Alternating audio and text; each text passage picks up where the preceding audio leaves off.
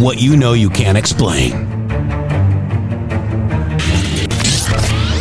But you feel it. You felt it your entire life. That there's something wrong.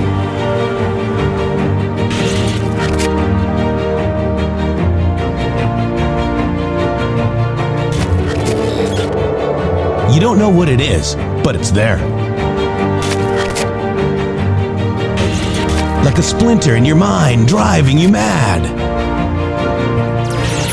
Experience the awakening.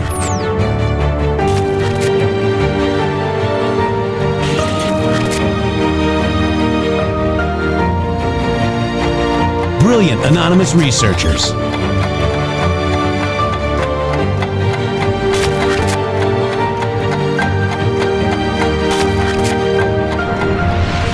Patriots, join us in the Patriot Army. Trust the plan, pain coming. Boom, boom, boom. Let's go. RedStateTalkRadio.com, Brighteon.tv, Rumble.com/MG Show.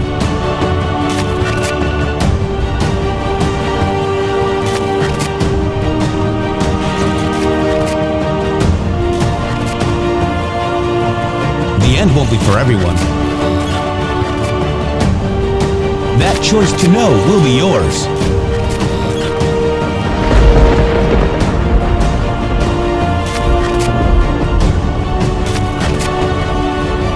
Where we go one, we go all. Fight, fight, fight, and fight we will. We fight every day right here on the MG Show.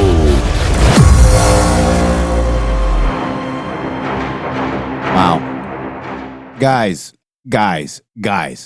We need President Trump to call out the fake MAGA. Oh, what happened? Did President Trump call out the fake MAGA? Shady Groove, we read the Epstein drops. We reread them again with different eyes, with new information that we had. Phase one happened. It was stuff that we already had. I think Pam Bondi made a mistake when that interviewer said, hey, do you have the Epstein list? It's on my desk. She thought it was files. I really do believe that was a mistake. And by the way, we need to listen to President Donald J. Trump because, with this obsession on the Epstein files, guys, and Shady, I'll let you comment, because what it's doing is it's hiding all the wins that he's doing on this economy. We showed you yesterday, he was with Bahrain.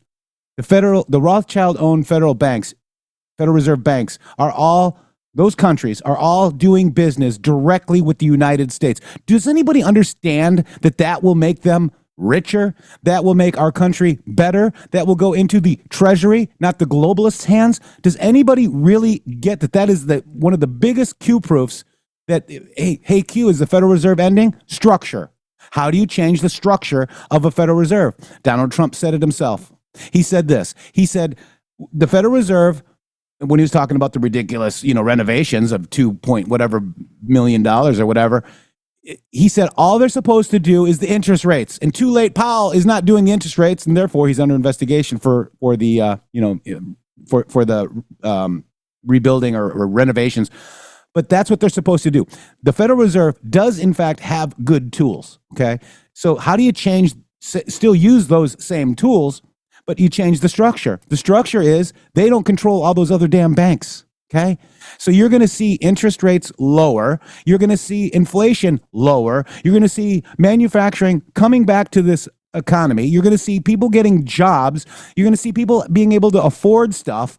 And that's what matters, okay? Epstein doesn't. Epstein's not going to do any of that for you. Shady Groove. Thank you so much for that. Thank you so much for opening with the America First agenda, which is what it is that this show and our audience and Donald Trump have been fighting for, and what Q instigated us to come to the conversation to begin with. Thank you. Because yes, that's exactly right, Jeff. We are actually attacking. Donald Trump is literally attacking the true enemy of America. The true enemy of America hides in the Federal Reserve.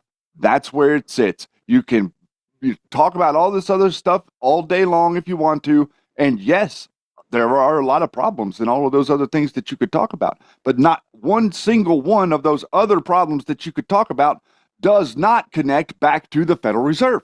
Yeah. The Federal Reserve problem is systemic down chain, down river, everything else it touches. It's like a dam that blocks everything from moving. And if they don't allow it to move, it can't move. The Federal Reserve was sold to you so that they could, saying that we were going to control the money supply and control inflation due to the Great Depression, or not due to the Great Depression, that set up the Great Depression. Whenever the Great Depression happened, the Federal Reserve was supposed to be controlling inflation and controlling the money supply. But what did they do? They opened it up and they handed all of the resources back to the people that owned the banks. Your money. Yeah. They handed back to the people that owned the banks. That's how the Federal Reserve got started. That's why the Federal Reserve got started, was so that they could steal from you, and then they took all of your gold. This is the target, Jeff. This is the target that we have been highlighting as Q from the very beginning. The PaySor research connects directly to this, and you're 110% right when you say that everything that they're doing is to distract from Donald Trump's wins. I'd like to welcome everybody here to the show on this day today, the 17th of July. I have a couple announcements I need to make really, really fast. I would like to say big shout out to our great patriots out there that support this show in the background. And one of them is Debbie. Thank you so much, Debbie. An amazing contribution that you have made to this show. And the belief in what we're doing here, unreal to think that people really love us that much. And also to and I want to just thank yes. Debbie really quick as well. And from what I understand is she doubled down, she made an extra donation to the show because of that. And then Shady's going to tell you about another person that can't actually afford it anymore. Shady, go ahead and talk about that, because, this person's been with us for a long time, Shady. Yes, I would like to and we need prayers. Our prayer warriors need to attend to Lois out there. Lois is going through some struggles on her own with her own health, and God bless you, Lois. Lois has been someone who has supported this show for probably ever since we were accepting support for this show. It's crazy to sit here and think about the distance that we've been and how time moves. And but man, let me tell you, there's a lot of people that love this country out there. There's a lot of people that really love this country, and there's a lot of people that are tired of the nonsense. And there's a lot of people that really pour their heart and soul out every day to try to get their friends and family to understand what's going on. And meanwhile, all these people that Jeff was just mentioning there are sitting over there, and the only thing that they can talk about is some nasty, creepy, child trafficking, disgusting, none of it. That's all they care about. That's all they care about. It's very interesting because it seems almost like this demonic world is trying to occupy our minds with this gobbledygook that has to do with sexuality, as opposed to us talking about what really drives America, which is our financial behemoth that Donald Trump is unleashing. That's right. And I think I want to see that Sandy Star White is in here again today. God bless you. Good to see you back, and continued prayers for you. And we love to see you here as well. You're one of our favorites in chat. Thank you so much. We got a lot of great people. We got DQ here. We got Bonster. We got Poussin. We got Nora. We got Patriot Pollywog. Paul Bunyan, thank you so much. And Sandy, thank you for the 2 donations of $17. Thank you. Mike Hess is here. Liberty is in the house. We love Liberty. She says, thank you, Debbie. Patriot for sure. Thank you very much. And Comey's daughter was fired as federal prosecutor. That's in fact a Q proof. Thank you, Patriot, for sure, for reminding me. Real Carl Goodwin praying. Thank you so much, Cram. Thank you very much for all of your donations as well. We cannot do this show without you, and we are so very, very, very thankful for all of you. And we have some special people out there that need our prayers. Thank you for your prayers for my mom. She's actually on the road to recovery. She's got a new vigor for life, and I'm her coach now, Shady. And yes, her biggest fan. Yeah, and we had somebody come in that's been with my mom as a physical therapist since 2017, and she came in, and it was a godsend. And I just want to thank you guys for that, because it was funny. Well, not funny, but the actual nurse, the home health nurse person came in, and I go, can you send Anna, for physical therapy? She's like, I've never heard of Anna. I don't know. And guess who called? And guess who showed up? Anna. Yeah. I'm getting chills just thinking about it. So I want to thank you all for all those prayers and continued prayers. And if you guys need prayers, just send it in here. We've got the most incredible prayer warriors for this show, and they work, guys. And I cannot tell you and thank you enough for our prayer warriors. Now, let's just go into this, Shady Groove. This is my way or the hoax way. Angry Trump says he doesn't want support of stupid Epstein conspiracists, okay? We get new information, okay? The information is we don't have the goods, okay? We know Bill Clinton went to Epstein Island, and I'm just going to tell you this. We know that Bill Clinton went to Epstein Island. We know that, Bill Gates. We know that dude in the wheelchair, what's his name, Shady? Hawkins went there. But do we have a victim of somebody that they've touched inappropriately under the age? Do we have a victim? We don't. So if you're in a court of law, how does that look? Like nothing. Like you don't have a case. So then Trump says, well, we'll go ahead and release it, whatever. So if something else comes out, we will report on it. Are we happy that, these people, you can infer things from their flight logs, but can you prove it in a court of law? Not your opinions. Got to stop with the opinions, guys. Your opinion has a 0 IQ, and I'm sorry to say that. So this is my way or the hoax way, Shady. And Poussaint made this beautiful graphic yesterday, okay? And this is exposing the fake MAGA, guys. These are all the people that are all obsessed with the Jeffrey Epstein. You've got Elon Musk, who doubled down yesterday, Shady. Yeah, he did. You've got General... I lied to President Trump and got fired in 23 days. You've got Tucker. You got Laura Loomer. You got Scott Pressler. Oh, take Scott Pressler out. Just the day before he flip-flopped, he said he wanted to lead a peaceful protest against Trump to release the Epstein files. Stop it. Okay? So stupid. I can't even Megyn believe Kelly. he said that. Alex, I eat your neighbor Jones. Michael, I started the Pizzagate hoax. Flynn Jr. Okay? Jack, I think Q's bad, and I faked evidence to show you that Q is bad with microchip Posobiec. You got Roger. I started the Epstein is alive. What is it? Epstein didn't kill himself. He's the one that started that. Does Roger Stone lie? You've got Charlie Kirk who flip-flopped. Now he's being pretty tight-lipped about it, and people are upset about it. But you know what? He's doing the right thing. Steve, I interviewed Jeffrey Epstein for 15 hours and won't release the tapes. Bannon sitting there all last weekend like they're on some freaking soapbox yelling at everybody to release the Epstein files. You got Benny. I interviewed General 3-star douchebag and think he's a hero. Johnson, another one. Clay, I'm General Flynn's CIA handler. Clark. You've got Health Ranger, Brighteon.tv, Mike Adams. Oh my God, he's bad, Shady. You've got Cernovich. Okay? You've got, who blocked me a long time ago? You've got Lara Logan. You've got Roseanne, who was captured by General Flynn, dated Juan O'Savin, saying that people need to stop following woke right-wing influencers, and she's one of them. You got Tom Fitton. You got Glenn, who painted himself orange and called Cheeto Trump in 2016. You've got the Fudge brothers. What are their names? Hodge twins. I'm sorry, Hodge Fudge. Okay. And then you've got Ivan. I look like a cue ball lying sack of poop.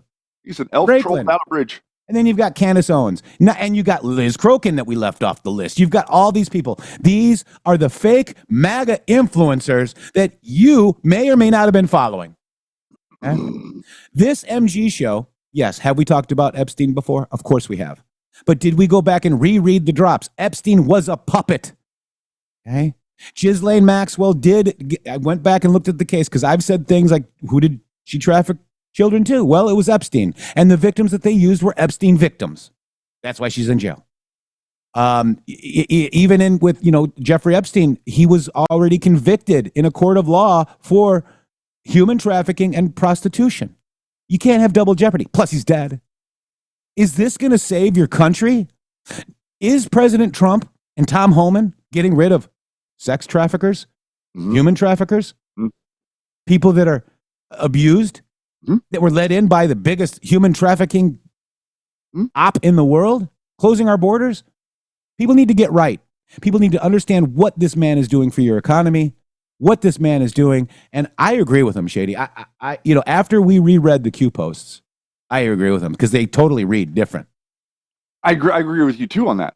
Because we were told very specifically that number one, not only was this stuff not going to all come out, but we were also told that the stuff was like hidden.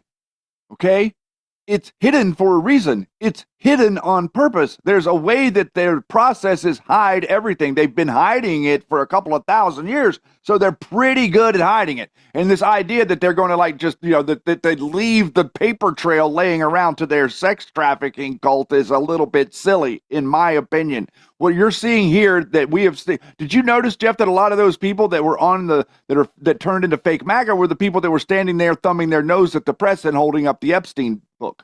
Yeah. A few months back, right? Isn't it interesting how this has all played out? If we think back to that moment, whenever we were watching them, we were like, what the hell is that? Yeah. And wow, whenever you see this now, because that information that they got, those people, just bear with me, those people that got that, they thought they were getting new information because they had never looked into the Epstein situation. This is my point. We already had seen all of that information, so the people that had been following this show were like, wait a minute, there's nothing different there. We've already got all this. It's already all been unredacted. Here's the phone book. The phone book's unredacted. Here's the flight logs. The flight logs are unredacted. What else is there? There's nothing really else in there. But these people thought they had something new. Now, those exact same people spin to be that the Jeffrey Epstein situation is worth throwing Trump out in the trash so that you can have the Jeffrey Epstein situation. Think about the logic of that, everybody. Think about the psychological operation that you've been under and how pervasive it is when you include all the people that Jeff just showed you in that picture. Yeah. And we're like, hey, we need Donald Trump to call those people out. Well, you did. He did. He listened to us. He heard you. And let's just play. I'm going to play just a little bit of clip from this last night, Shady Groove. Check this out. 1 year ago, your country was dead. And now you have the hottest country anywhere in the world. Amazing.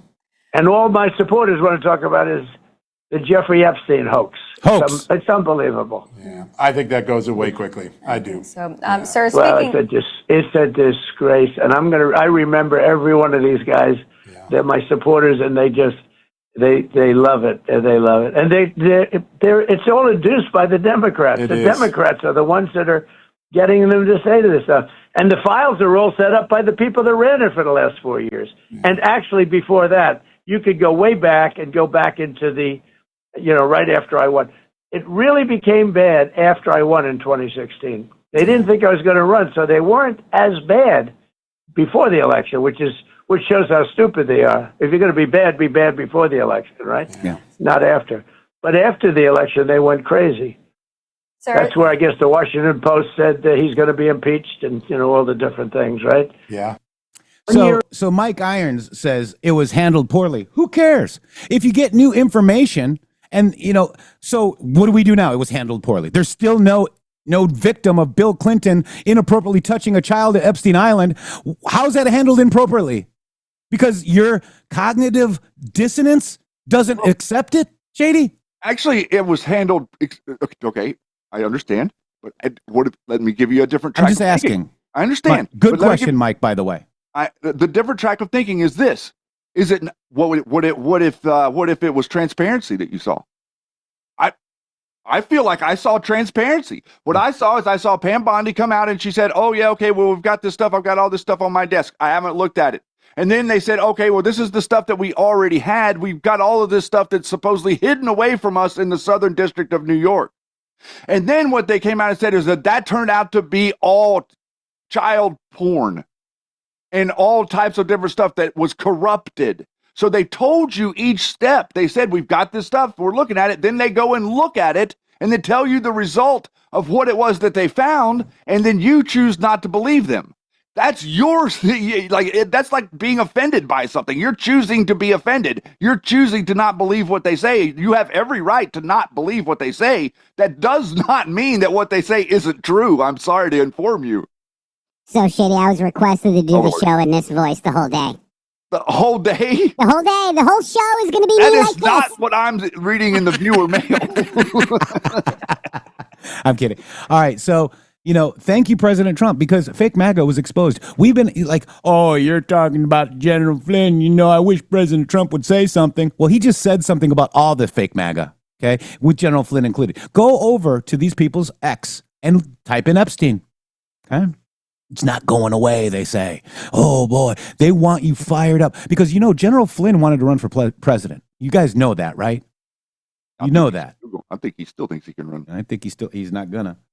He's going to run into a brick wall. Is what he's going to run into. Yeah, he already ran into a brick wall. People are starting to figure it out, by the way. Oh, they're really figuring it out.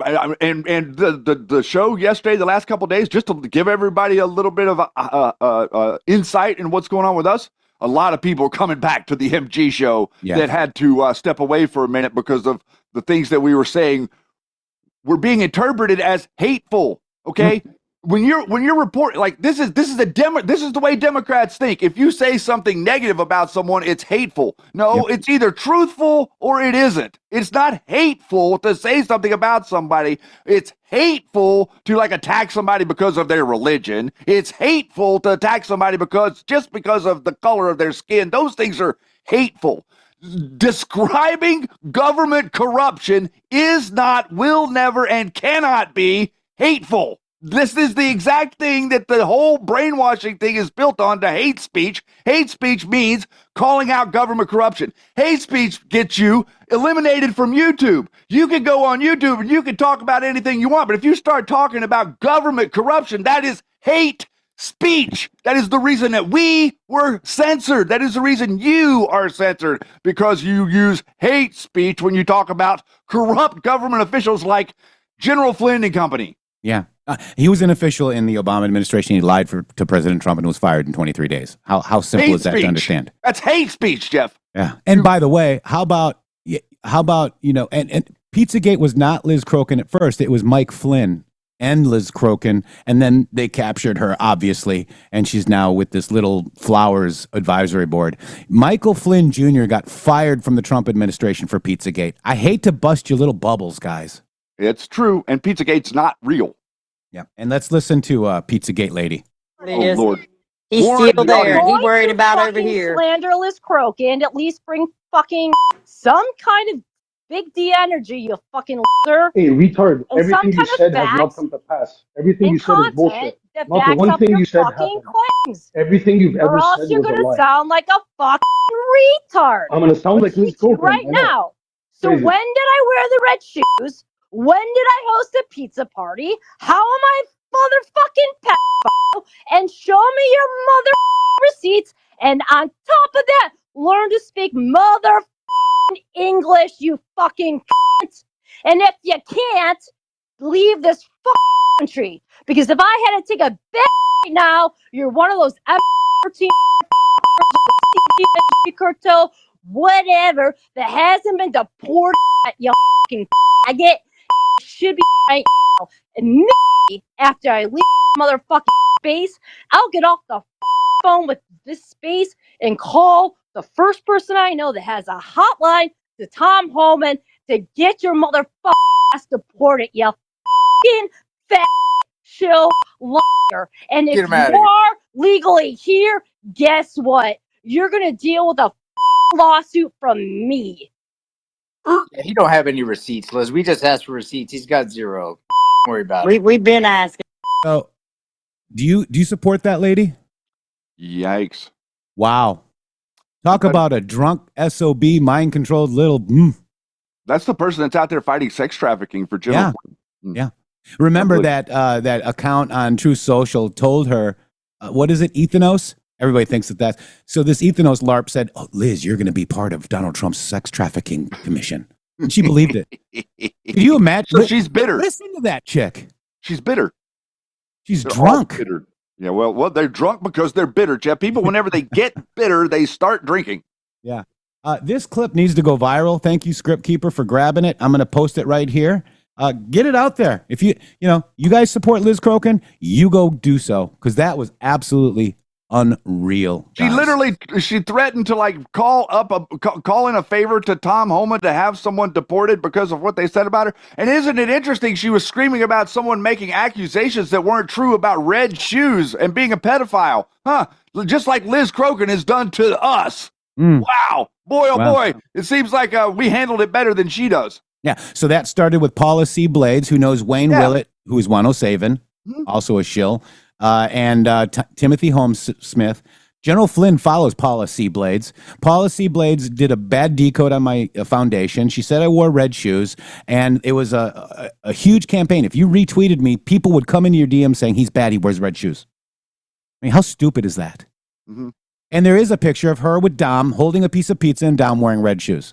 At a pizza party that they were having. Pizza party that they were having. They literally claimed they were having a pizza party. I mean, it's like, okay, whatever. Like, you bunch of idiots.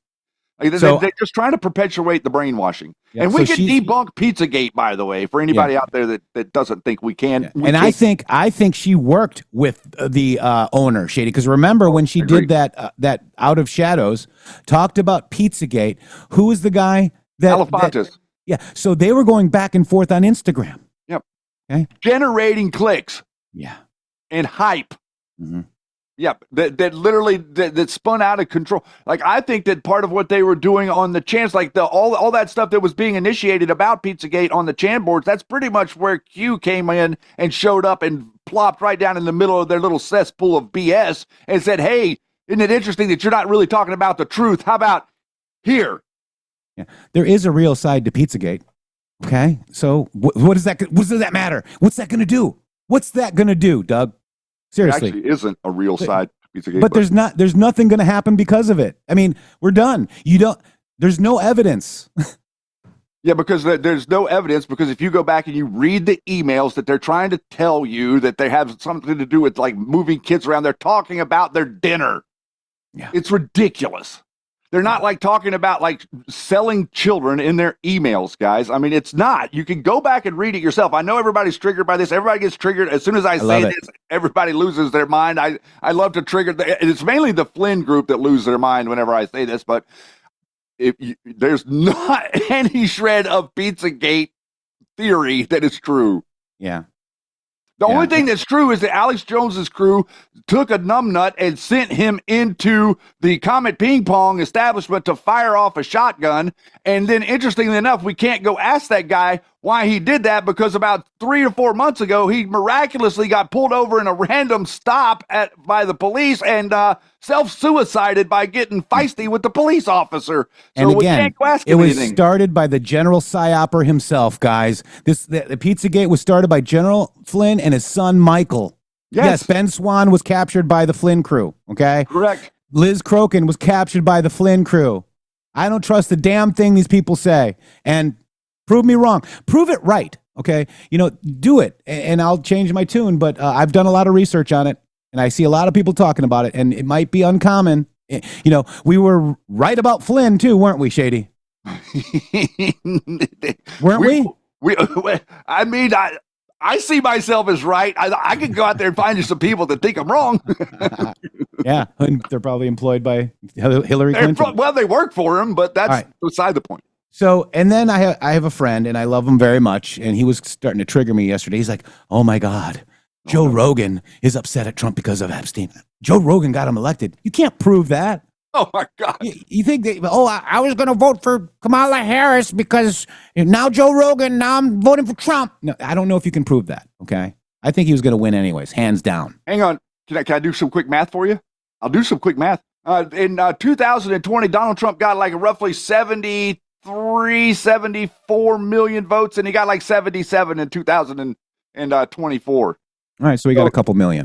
So he got a couple million more votes total, but he had all of the, like the majority of the votes that he had, already had. So no, Joe Rogan had nothing to do with Donald Trump getting elected. So my point to all that is, Epstein, this is going to damage Trump and split his base. Oh, my God. Let's see. And then it's funny, because of people's cognitive dissonance, they're saying, well, that's a CNN. This is a CNN, segment. CNN lies. Well, this is a Quinnipiac poll, okay, and a CNN poll and a Quinnipiac poll, two different polls. And let's just see what CNN says, because I'm sure it's going to split the base, right, Shady? Oh, yeah, I'm sure that CNN's going with their 100,000 viewers are going to split us up.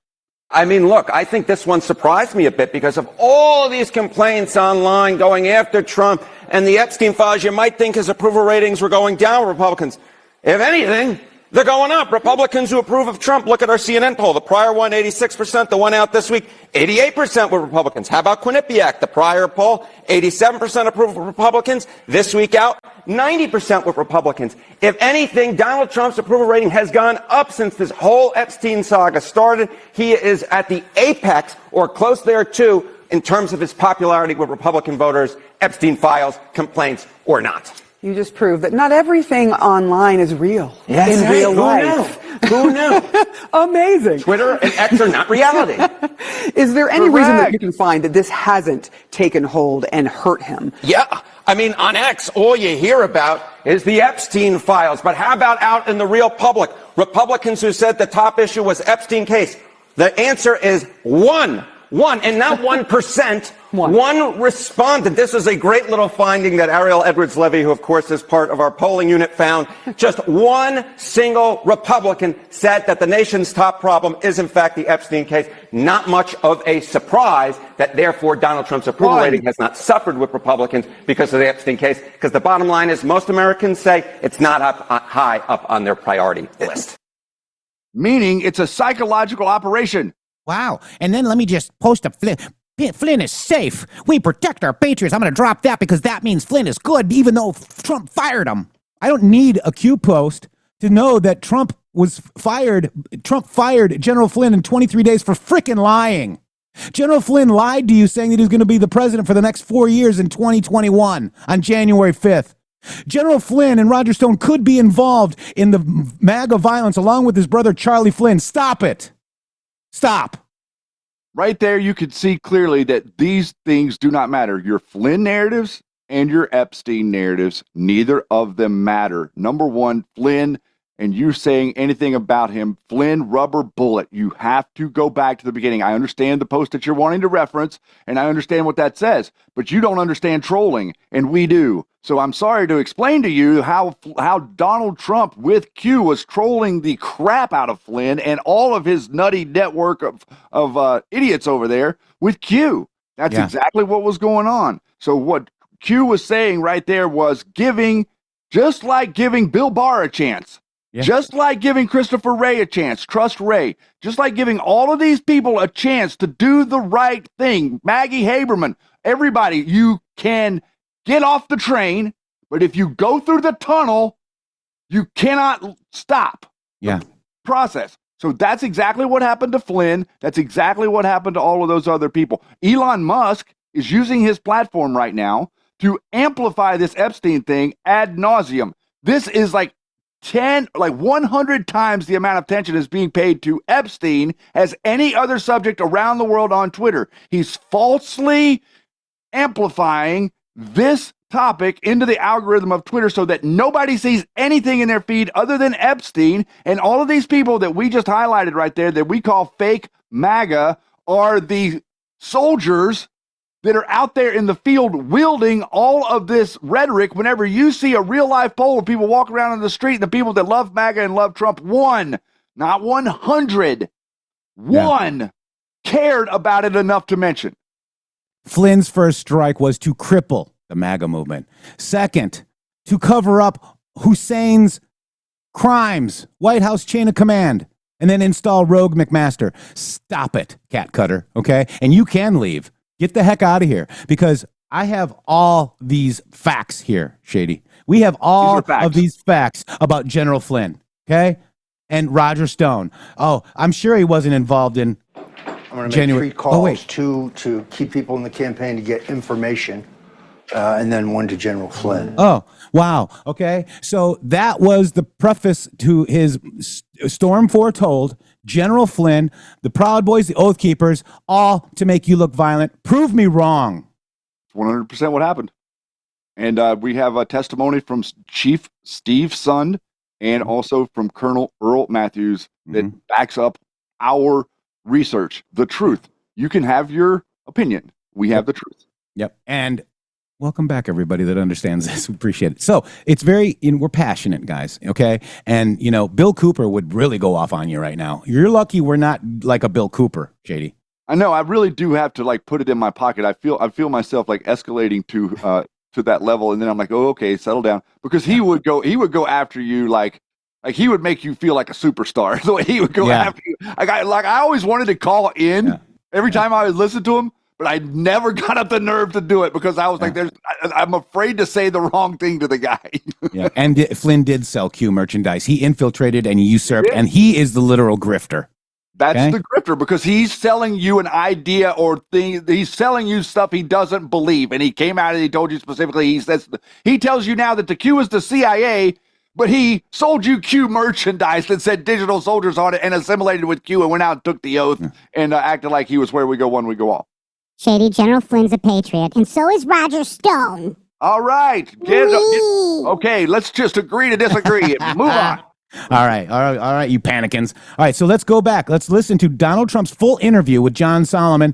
There's a lot of tidbits in here. I played the one where he doesn't care about the people that are believing in the Epstein conspiracies, and he's going to remember who these people are. And you know what? The MG show had Donald Trump's back this whole entire time, and I'm proud of that. Shady, I'm proud of that. And we even made him a graphic because we're as an ode to Trump.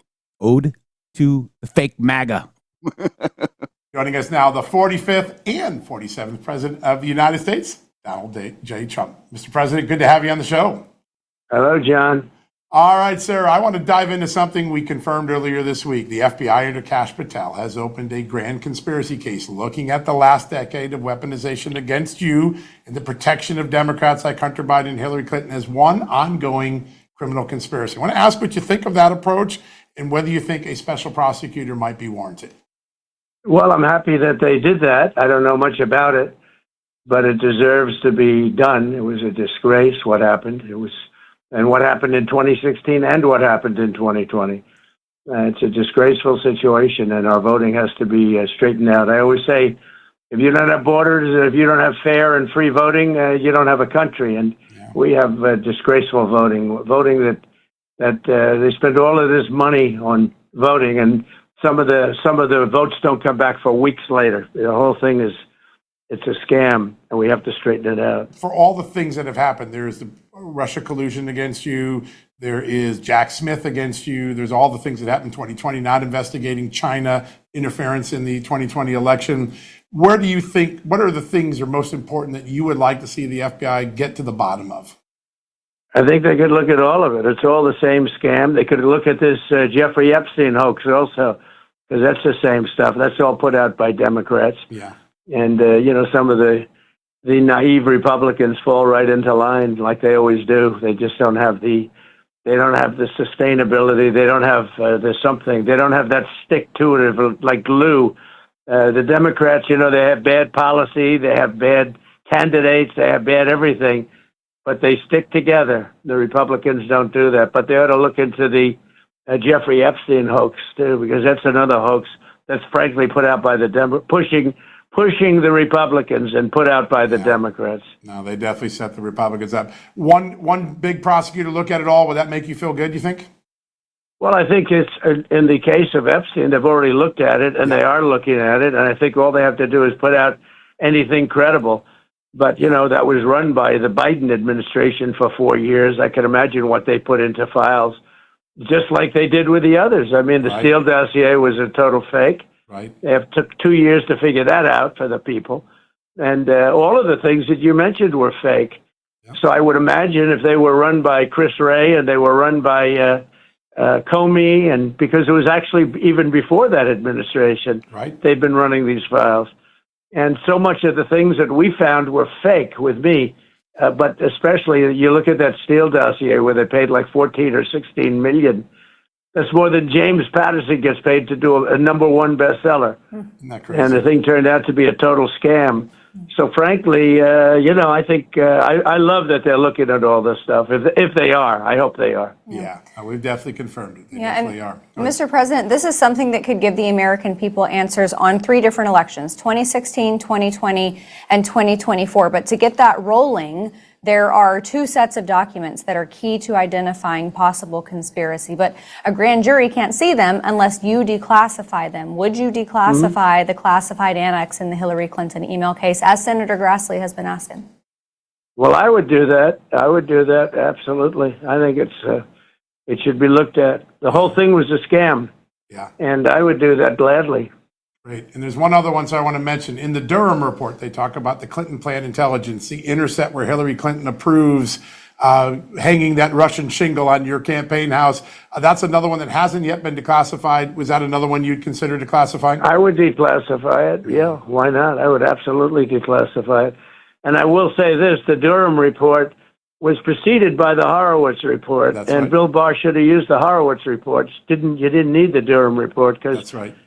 say what you want about Mr. Horowitz. So he was appointed by Democrats, but he wrote the most vicious and true report that you've ever seen on somebody, and that was on James Comey. Yep. And I believe, a couple of the people in the FBI that were crooked. But this report was so big, and then go back and check, even the New York Times wrote a violent editorial about Comey based on this report. Yep. And for some reason, Bill Barr didn't use it.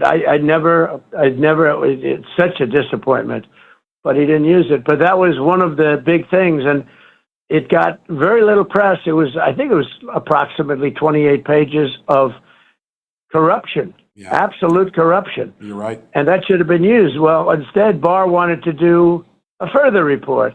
Yeah. So he put Durham in charge, and, Durham took years. I mean, it took so many years. I think it was just a tapping. I think you ought to look at that, too. Why did they tap it along? They tapped it along forever. Do you remember how long it took for Durham to come out with his report? 23. By the time he came out with a report, everybody was old and looking to retire. Yeah. Yeah, you're exactly right. No Mr. doubt. President, I want to shift to the But I'd love you to look at the Horowitz report. It was absolutely incredible and had more credibility because he's a Democrat. That's right. Yeah. Sir, I have a story out this morning with a number of lawmakers and experts who are increasingly confident that you might be the one to be able to put the country on a path to balancing the budget. Last time was the beginning of this past century. Rising tariff revenues, growing spending cuts. How possible is that before you leave office? Well, I read your story this morning, not having anything to do with this call, actually. I read your stories all the time. And, I have a real shot. We're taking in tremendous amounts of money. You saw that we had a $25 billion surplus last month. Yeah. And the tariffs haven't really started by comparison to what they will be. We're doing them on cars right now, cars and steel mostly.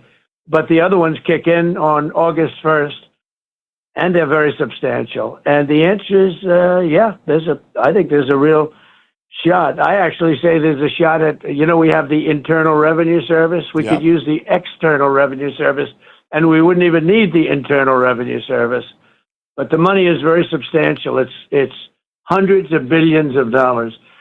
And the other thing that's something of so interesting, you've covered it very well, but is this whole thing at the Fed. The Fed rate is way too high.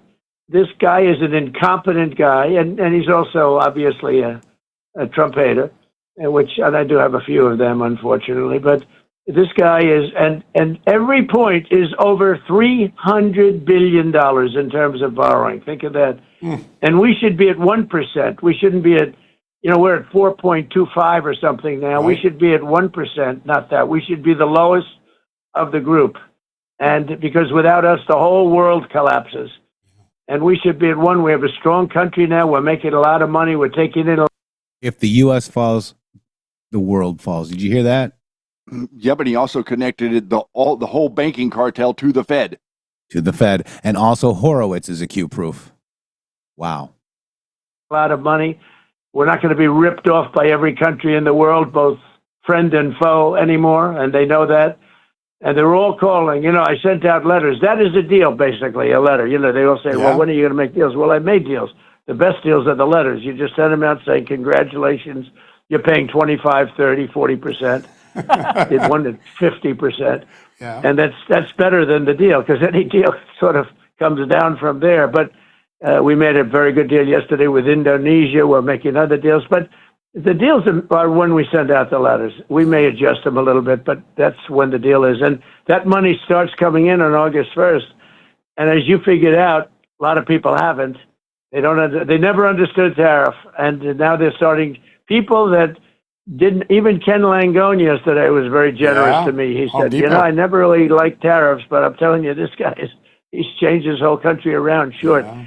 And I'm telling you that the big numbers actually start kicking in on August 1st. That's when all the countries start paying. But we're getting a lot in anyway, cars and steel primarily, and lumber a little bit. It's pretty impressive. And you've turned a lot of tariff critics around to tariff proponents. Now, it's amazing.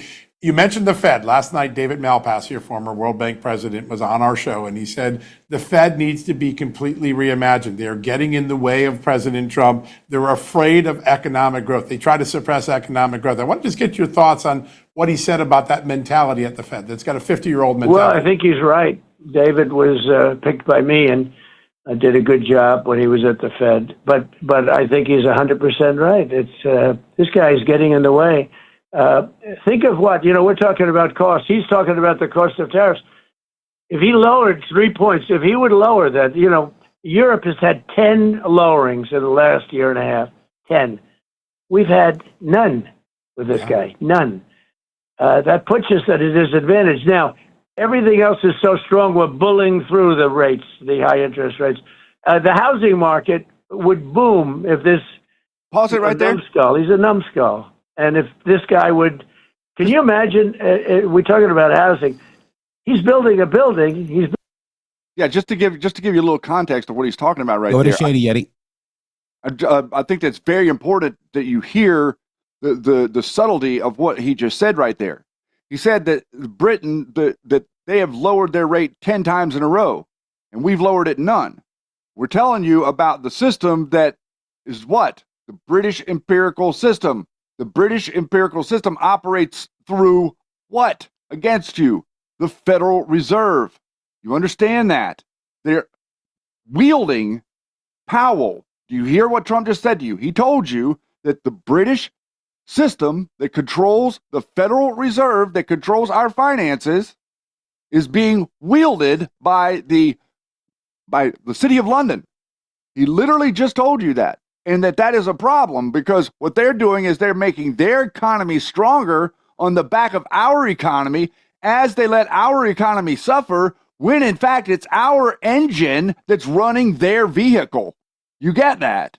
They're taking advantage of us specifically because our economy is booming and the way that it's organized so that the Federal Reserve controls what? The money supply and inflation. Therefore, they can utilize these tactics against you. That's the reason that the Federal Reserve exists. He's literally telling you how the Federal Reserve operates, what it's doing to you, and he's about to do something about it. Building an addition, I guess, for more people to tell him what to do, and he's always wrong. They had 71 different geniuses that they interviewed and that were put up. You probably saw that. I did. And with predictions. And the only one that got it right was me and one other person. 69 were wrong. This guy got it wrong, and he wants to put in thousands of additional people to tell him what to say. I mean, how many people do you need? Read a newspaper and make your own decision, right? Thousands of people are working at the Fed. He's spending $2.5 billion on a building. It's way over. It's almost $1 billion over budget. Shouldn't have been built anyway. And this is a guy running the Fed. I never saw him as somebody that wanted to build that type of building to be, and I have to tell you. Yeah. But it's ridiculous. And then he talks about costs. It's crazy. Sir, are you thinking of removing him, or do you think he resigns before his term's out, Jerome Powell? I'd love if he wants to resign. That would be up to him. They say it would disrupt the market if I did, but there are many people say he should be removed because of the fraud of what he's doing at the Fed with regard to the $2.5 billion. He's spending $2.5 billion to I guess it's a renovation. I don't know. That's all it is. It's just a renovation. I have to go. I'm very good at that stuff. I should go look at it at least. I feel, I got a story up on it today. It's crazy. Absolutely. The building costs less to build than it's cost to renovate. It's insane. Yeah, it's crazy. It's like one of the most expensive buildings in the world. He's putting all sorts of parks on the top of the building and this, that. and I guarantee the contractors are making a fortune. No, this is not a guy. This is a guy who was recommended. He was recommended to me by Mnuchin, and he worked out good. That's great. Mr. President, you mentioned Indonesia, so I was curious if there are some other big tariff agreements on the horizon. Can you give us a hint? Maybe our northern neighbors? We have some, again, every time I send out a letter, I always have to say it, but that's the deal. But we're very close to India. Wow. And we're very close to, we could possibly make a deal with EU. EU has been terrible to our country over the years. They've really abused our country financially over the years. And, I would say almost as bad as China, almost as bad as some of the others that you would be, more willing to talk about in terms of, using the word abuse. Yeah. But the EU, European Union, has been brutal. Oh my gosh, Shady. He just mentioned we're going to do a deal with India. Oh my gosh, we're restructuring the Federal Reserve. Look at, Central Bank of India, Reserve Bank of India. Rothschild-controlled banks, guys. Oh my gosh. Oh, Finland. Look at, now he's talking about the European Union. My gosh, guys. Structure, change. Bilateral talks. Boom. Power. And now they're being very nice. They want to make a deal. And it'll be a lot different than the deal that we've had for years. I was going to do them last time, but we had the COVID come up, and, it wasn't a good time to be telling Spain and France, guess what, you're going to be paying a lot of money. So they had a lot of problems, right? You know what happened with that. So, we could make a deal possibly with Europe. I'm very indifferent to it because the deal we sent out a letter, I think we had 30%. Right. And 30% tariff. That means 30% of everything they do, they pay to us. That's not a bad business, I will tell you. We're making a lot of money, and you pointed that out very well in your article today. We are making a lot of money. Thank you, sir. Yeah. Sir, India would be huge. Canada has been really intractable. I've actually been shocked at the way they've looked at the United States the last few months. What do you think happens with Canada? Too soon to say. They've abused us very badly. They've charged tariffs as high as 400% to our dairy farmers. They've really abused the United States with these deals. And, they charge, you've never heard that, 400%. They charge, they've been charging for years, our farmers, 200, 300, even in some cases 400%. Our farmers have been very hurt by it. And we had, stupid people the last 4 years running things. They didn't care. They never cared about any of the stuff that we're talking about right now. But this is really the lifeblood of the country from an economic standpoint. Yeah. The lifeblood of the country. Lifeblood. Do you understand that? I do. I do. You guys do. We do. Press 47 if you understand that. People that the Federal Reserve, Rothschild controls Federal Reserve, we're restructuring the Fed, doing deals directly with the United States Treasury, taking out the Fed. Trump just said it as well. They should only do interest rates, okay? And yes, President Trump can fire the Federal Reserve chair for not at will, but for cause. Okay. So there's a little bit of an issue. He said it might crash the markets because, people have to make their changes before the changes happen. And that would hurt the markets. But you know what? It might actually help the markets in the long run, Shady. I have a theory. The reason that you're hearing about this $2.5 billion is very specific. And I could have told you this a few days ago whenever it came up. This is the lead-in. This is the quote-unquote cause. Okay, this is why he's bringing up the $2.5 billion that they put into this building, because Powell was in charge of that. And no, you can't fire him for being a terrible Fed chair, but you can fire him for corruption over remodeling a building. Wow.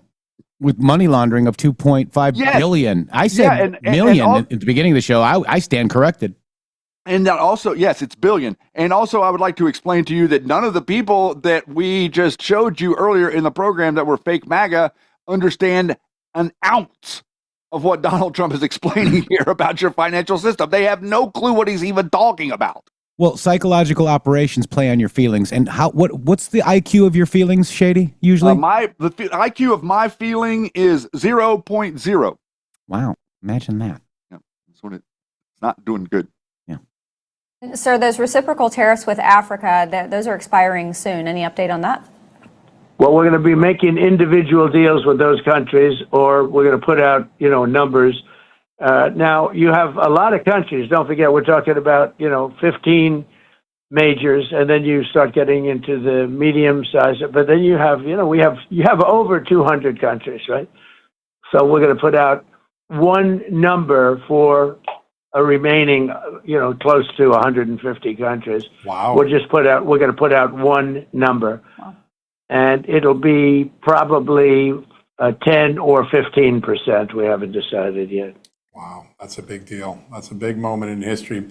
So you secured the border so quickly. There's no one crossing the border now. People are going in reverse direction. We're still looking at some of these attacks on law enforcement, and I think they look very similar to what we saw with the George Floyd protests. That's right. If the FBI determines there's a foreign or domestic group that's the organizer, would you consider designating them a domestic or foreign terrorist organization like you did with the drug cartels? I would do that in a minute. I would do that. Yeah. So Donald Trump, Indivisible, is funded by foreign billionaires and domestic. Okay, Indivisible is one of the organizations funded by George Soros, Arabella Advisors, the new venture fund. Okay, we've already got it for you, so go ahead and do it, Shady. Absolutely. People, I watched last week as they were throwing rocks at brand new cars, Border Patrol, and I saw that, and I gave them total authorization to stop your car and do whatever is necessary to arrest those people. Shoot them. Use whatever you have to use to arrest them. That was, number one, it's dangerous. Number two, the damage it does to these beautiful brand new cars. And the Border Patrol people want to be able to do that. Somewhere along the line, somebody said, don't do anything. Well, you're going to have rocks. You saw that. I'm sure everybody saw that. That's a terrible look. I called Tom Homan and I authorized him to do whatever he has to do. Yeah. I was in a Home Depot the other day. Like my position right here is exactly, dude. I cannot agree with him more on this, man. I didn't hear him say this, but I completely agree with him. It looks so weak for us to be like, just like trying to drive away from these people. What needs to happen is the brakes need to be hit, and unbelievable force needs to be shown. Every single one of them needs to get out of their cars with their long gun and round these people up and call law enforcement and stand there right there with the people in the van, watching law enforcement retreat from civilians is not something you are used to, and it's not something that you should see, and it is something that the communist agenda wants you to see because it programs your mind backwards. It makes you think that, law enforcement's really weak, and no. These are foreign nationals throwing rocks at federal agents. You're not allowed to drink beer on federal property. You understand this, right? Like the rules are like far and beyond past ridiculous here for us to be like speeding away from an asshole throwing rocks at the car. And they're holding what kind of flags? American flags, Shady? Is that what they are? Most of the time they've got Mexican flags. And Palestinian flags, don't Palestinian flags, yeah. Wow, huh? All right. Back to Mr. I agree with him. My President Trump. Here we go. And your president. Yeah. Woman came after she was the wife, I think, of a Border Patrol agent. I think her name was Lydia, and she said, "Tell the president, thank you for having my husband's back." And I think that sense in law enforcement, it was just it was an organic moment in the middle of a Home Depot, but it was really striking. That's beautiful. That's beautiful. That's good. They recognized you. See that, John? You become very famous. I think that's good. I think they were more impressed with you than me, though, sir. Yeah, listen, you do a fantastic job. Thank you. You need truth, and we have some. Sean Hannity is great. Yeah, Jesse's great. There are people that are great, but for the most part, it's just so crooked. These people, ABC, CBS, NBC are horrible, and then you have CNN and MSDNC that zero relationship to the truth, zero, and they know it. Like I'll give them something, and they'll print the exact. They know how bad they are. Yeah. And the only thing it's hard to understand why they would do it. Why would they want to have open borders? Why would they want to have incompetent people like Kamala and like Joe Biden running this country? Why do they want it? How does it work? It's gonna, if we didn't win this election, the country would be finished. So when I was over in Saudi Arabia and I met with a lot of the leaders, but I met with Qatar and I met with UAE and I met with the King of Saudi Arabia. They all said one thing, almost identical words. Separately, they said it. They said, 1 year ago, your country was dead. And now you have the hottest country anywhere in the world. Amazing. And all my supporters want to talk about is the Jeffrey Epstein hoax. It's unbelievable. Yeah, I think that goes away quickly. I do. So, sir, Well, speaking. it's a disgrace. And I remember every one of these guys. They're my supporters, and they love it. They love it. And it's all induced by the Democrats. The Democrats are the ones that are getting them to say this stuff. And the files are all set up by the people that ran it for the last 4 years. And actually, before that, you could go way back and go back into the, right after I won. It really became bad after I won in 2016. They didn't think I was going to run, so they weren't as bad before the election, which shows how stupid they are. If you're going to be bad before the election, right? Yeah. Not after. But after the election, they went crazy. Sir, that's where I guess the Washington Post said that he's going to be impeached and, all the different things, right? Impeach. Yeah. You see that a few days after the election, they said they're going to impeach him and worse. It's a dangerous group of sick people. Yeah. But the Republicans have to learn that. Maybe they're learning their lesson, maybe they're not. But I'm going to remember all the people that took us away from this great. Instead of talking about this flawless attack on nuclear weapons that took place in Iran. Yep. Flawless. Compare that to Jimmy Carter, where the helicopters were crashing into each other. Yeah. Right? And everybody was captured. You're right. 1970. It was a national disgrace. Or compare that to Afghanistan, the way we left. The way we left in like humiliated and defeated with a president. But wait, President Trump was president then, Shady. Devolution!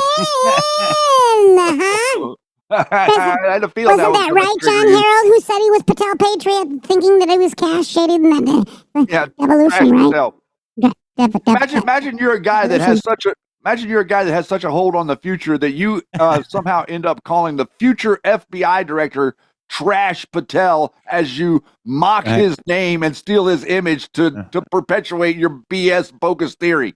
Good job, John Harold of Badlands Media. That guy's got some IQ going. Low IQ. President that was no good with a general that was no good. Milley, these guys were terrible. Compare that with what we... And Colonel Earl Matthews said that Milley was a Charles Flynn fan, okay? And who else would he probably be a fan of? Oh, wow. I'll give you 3 stars in general if you can figure it out. Back to it. He just did in a much more complicated. This is much harder, much more.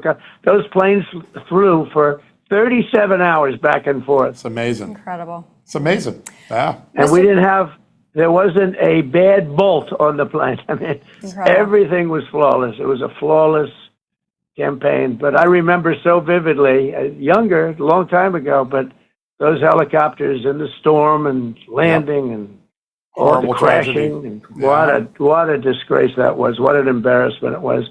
We don't have that anymore. That's what we ought to be talking.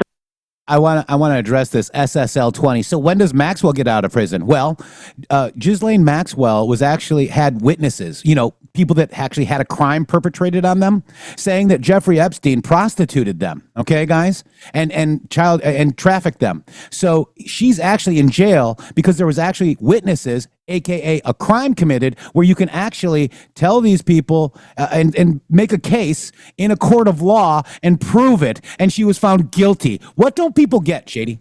I don't understand it because during Donald Trump's administration, Jeffrey Epstein is dead. Ghislaine Maxwell is arrested. The Bronfman's lady was arrested. Keith Raniere's sex cult was taken down. All of these different things were done. And who worked for Keith Raniere's sex cult, Shady Groove? Roger Stone. Oh, Roger Stone worked for NXIVM? Roger Stone worked for NXIVM. But you can't. Roger Stone didn't do nothing wrong. He's a hero. He didn't do nothing wrong. Oh my God, guys! Send him some money. Yeah, maybe for his wife swinging and stuff. Yeah, because okay. Here we go. Talking about not nonsense. I agree with you. Sir, something else that is also being talked about right now, and actually last October, Just the News broke the story that Adam Schiff committed possible mortgage fraud, and now also Marilyn Mosby, Letitia James. Democrats seem to have a mortgage fraud problem. How should the DOJ handle it? Well, he looks to me like he did commit that. I looked at it just recently. I read a story about it, and it's, to me, it looks like he committed mortgage fraud. No, he should be. He said about my children, Don, in the case in particular, who knew nothing about the Russia hoax. Think of it. It was made up by Adam Schiff and Hillary Clinton in the group, right? Yeah. And now everybody knows, they've admitted it. It was a total hoax. That my son should go to jail for a very, very long period of time. And he knew it was a hoax. This guy knew it had nothing to do with my son. It was them using that as a way to save the embarrassment of Hillary Clinton's loss in the 2016 election. Yeah, that's what it was. That's why Kash Patel. It was going to be a one-day story. They wanted to use it. They said, "Yeah, Russia caused it." I remember the guy. I was watching that day. They started talking about Russia, and then the fake news picked it up, and it's instead of a one-day story, they made it a 2-year story. It's amazing. It handicapped. But no, he's a bad guy, Schiff. He's a sick puppy. He's unattractive in every single way. Every single way you can be unattractive, that Schiff. He's a bad guy. No, if he created fraud, he should suffer just like he made everyone else suffer, just like the horrible things he did to so many Republicans and conservatives and others too. I have a funny feeling that case that we started talking about at the top of this interview may be that vehicle for that conspiracy case. Sir, it is. I know how busy you are. We are so grateful for all the time you gave us today. Thanks for joining us. Well, I'm grateful to you for great reporting. Thank you, sir. And, just good, strong, honest reporting. And I don't want any favors. I've never asked you for a favor. Never. Nope. But you're a real professional, and you should both be proud of it. Thank you, Great sir. job you do, and thank you very much. That means a lot to us, sir. Thank you so much. Thanks for your time today. All right, folks, what an experience. All right, folks, what an experience there. You listen to your president.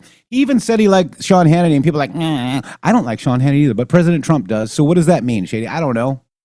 Well, it doesn't mean that he's telling you that you have to like him. He's telling you that Sean Hannity actually gives him a straight opportunity to present what's being said without mix-moshing it like ABC and NBC. It doesn't necessarily mean that Sean Hannity is getting the award for Reporter of the Year.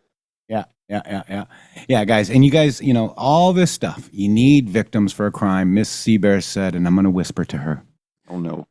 There was a lot of, things settled out of court where they pay them and you can't charge the victim, okay? They got money. So actually, a lot of them got money, guys. It's interesting because these people that are acting like Tucker and all these other people, like their hair's on fire, why aren't they just telling everybody that the victims were already paid? They're not telling their audience that the victims were already paid. And those victims, instead of coming out and saying, I was molested or trafficked or whatever it was by so-and-so and so-and-so, these people took money. And whenever they took the money, they had to sign something that said, I'm not going to ever talk about anything that happened on Epstein Island again. So that basically makes it to where none of the people that were there are exposed to criminal prosecution. This is it's called a crime syndicate for a reason. And most crime syndicates that work properly don't leave paper trails. Yeah. When people say, so Miss Seabear says, thanks for not yelling, because she wanted me to make sure I didn't yell at her. Is that what was going on there? I didn't know what was happening there. We are passionate about what we do, okay? And we've been doing this for 7 years. And, it sometimes gets frustrating when we know we're right. And everybody has these well, what about this Q drop about General Flynn? Well, what about General Flynn being fired in 23 days? Yeah, you can't go back. You can't go back. You have to stand on the mountain of evidence that you have, and you have to look at the things that you saw that made you think another way differently once you have the mountain of evidence. There was a time where we didn't have this mountain of evidence, and we saw those drops just like some of you see those drops. And God bless you if you can't see through it. and that's right, that we are passionate. But in reality, we're kind of yelling. We're yelling at the people that disagree with us more than we're yelling at you, even if we're highlighting you. She says passion has no IQ. Mine does. Mine has a very high IQ. Just to let you know, Miss Seabear. And I've got the digs to prove it. Okay. SSL asked a question earlier. SSL 20. He goes, "Look, I know I've missed a lot, especially comms. Love y'all, all y'all still, and we love you too. And again, we get passionate. You should hear what Bill Cooper might have said to you. I mean, he would like eviscerate anybody that asks him a stupid question. He did eviscerate people. We're trying to work with you, okay? We're trying to, help you get your mind from the cognitive dissonance that we've all been under, okay? General Flynn, we supported him. We supported him. And then I dig on him after he calls me a POS, and after Donald Trump says, "Thank you, Keith Kellogg, for the book War by Other Means," and it's the most accurate depiction of what happened in the White House, and chapter 8 is called Out Like Flynn, okay? I mean, we only follow the president. Nobody else does. They're following these influencers that President Trump just called fake MAGA, essentially. It didn't come together for us to understand the dynamic of what we were seeing all these inconsistencies. I see that someone made the mention of we still supported Flynn in 2023. We supported Flynn up until the moment that Donald Trump made the announcement about Keith Kellogg's book in public. We're not hiding anything. We completely supported him up until that point because we didn't understand the dynamic of what was happening. I didn't understand a number of the things that happened in that book. I did not understand that General Flynn had met with Pienka and Strzok without an attorney. I didn't know that. Okay, so once we understood, I also didn't know that General Flynn held back communicating with Donald Trump for 7 days, that Vladimir Putin had made the call to him. This is what the intelligence agencies were doing in the background, utilizing Flynn to try to impugn Trump. I didn't know any of those things. When Trump exposed the book about Out Like Flynn from General Keith Kellogg, then we saw that. Then we're like, oh, wait a minute. Now some of this other stuff that doesn't look right, like all of these inconsistencies with the Q people and the January the 6th, and then all of a sudden General Flynn's family is trying to sue CNN for $50 million. They forced Jeff to come in for a deposition where we had to go and hire a $15,000 attorney so that he could appear for this dumb case where they're trying to get $50 million. And within it, Flynn's family says they testified within that it was the Q people. It was Q people that were the Nazi domestic extremists that stormed the Capitol. Not that it was Boo Cutler with the earpiece. Not that it was Ray Epps. Not that it was Brian Gamble and all these other people that took down the barriers. All that was completely ignored, and they blamed Q people as they were trying to get CNN to pay them $50 million and questioning Jeff on the line of thought of thinking he, us, we were Q. That's what they thought. Yes, they did. That's what Jeff can't say. I didn't say nothing. You don't understand what's going on. You don't understand how up these people are. Yeah. And we've had all these people. Yes, we supported Liz Crokin until we found out the real deal. We are real anons. When new information is presented to you, you're allowed to take that information and change your thought process. I'm not dying on a hill for General Flynn. I'm not dying on a hill for Liz Crokin. I'm not dying on a hill for any of these people. I'm dying on the hill for this audience. Yeah, exactly right. You're who I'm loyal to. You're the people that put me here. Sweet as Caroline says, it takes guts to cause correct due to new information. We love you guys. Thank you. Yeah, it does. We trust you. I named my damn dog Flynn, and they throw that in my face. What kind of person does that? Now his name is Kellogg. Then now it's Raisin, and so we got a lot of different names from my Earl. Earl. Yeah. Now his dog takes a Flynn. Yes, he takes a Flynn 1 or 2 every day. 2 a day, yes. Right. Yeah. So guys, understand that we're actually whistleblowers. We traveled with these mofo psychological operators. Okay.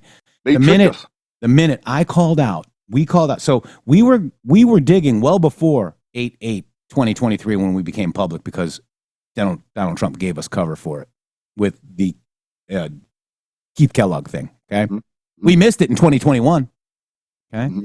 And, we are allowed to do more research. We are understanding that the Q drops made by these people, anons, were all fake decodes. Okay. And then I went back and read them for myself. Shady, we read them for ourselves. And what happened? Whenever we read them for ourselves, we saw the real story unfold.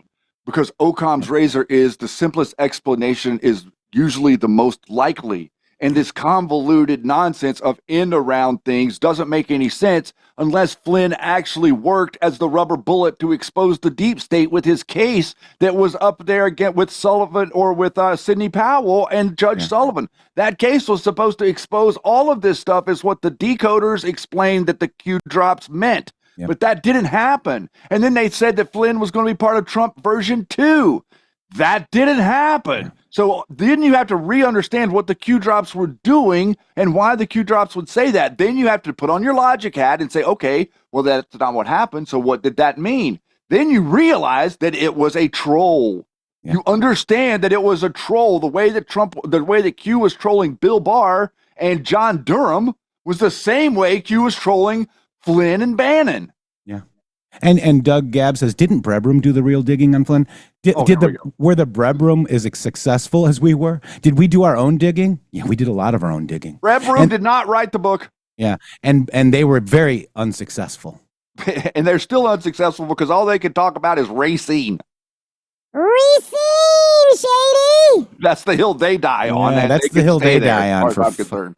Yeah. So, and then we did work with the Brebrum, and then apparently we were too effective, so they got the word to go ahead and shut it down, and now we're not friends with the Brebrum. Yeah. Well, they're not friends with us. We could care less. Yeah. I couldn't give a shit. That's exactly the way I feel. Because, Doug, this show it gets over 200,000 listens and views. I wish we got 200,000. But anyways, we got 200,000 listens and views per day across all platforms. That's effective. Which is unbelievable. Our podcast is in the top 3% of all podcasts ever made. Yeah. Zuckerbucks began in Racine. Yeah, because he was born in Racine, wasn't he? Just stop it. I mean, did you see how I triggered that, though? Yeah. I did that on purpose. I knew I could get that. I think Doug's going to get the F out of here. Doug's got a short fuse. Yeah, he does. All right. So we are waiting on Karoline Leavitt. And we're just kind of looking, waiting for her. I thought she was waiting and she'd come right out after President Trump was done because they probably watch our show, Shady. Oh, yeah. Yeah, that's it. So what do we got? Refresh. Fake MAGA. Okay? Call them out. Put faces with the names, guys. And there's more. Of course, we needed to add Liz Crokin and all these other people. And, we are just, here we are, Shady Grove. We're looking at all this stuff. We're understanding what's happening.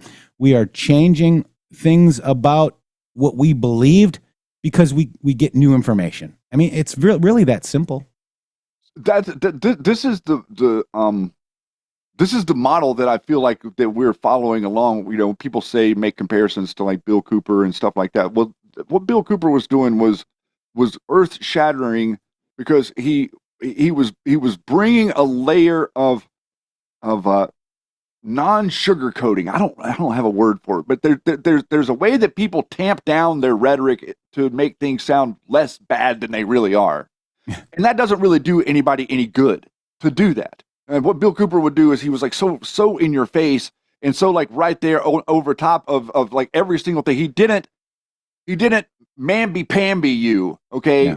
Which is effectively what everybody wants. And each one of you have went through this. Each one of you have went through at some point you were like, being your ideas were challenged. At some point in your life, your ideas that you were given as a child were challenged, and you did not like your ideas being challenged, and you probably defended your ideas only to realize that your ideas were wrong. That right there is what is crucial for what it is that we do here every day, man. Because that right there is growth.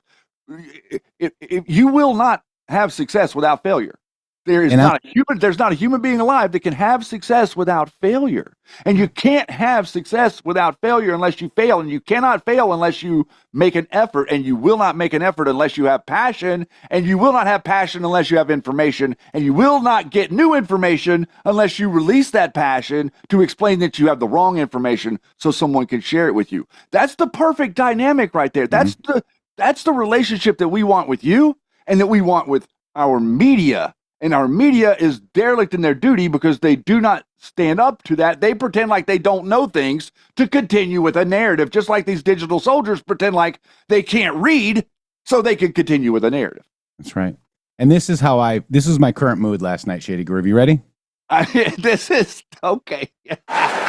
Did you ever notice that? How many really stupid people you run into during the day? God damn, there's a lot of stupid bastards walking around. Carry a little pad and pencil with you. You wind up with 30 or 40 names by the end of the day. Look at it this way. Think of how stupid the average person is, and then realize half of them are stupider than that. And it doesn't take you very long to spot one of them, does it? Take you about 8 seconds. You'll be listening to some guy. You say, this guy is fucking stupid.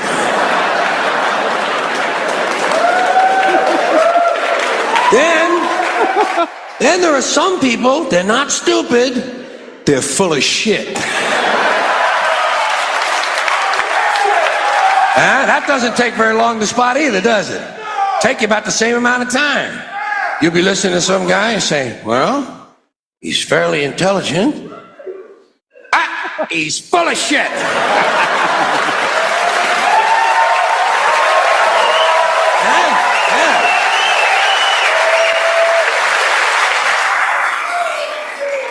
Then there are some people, they're not stupid, they're not full of shit, they're fucking nuts.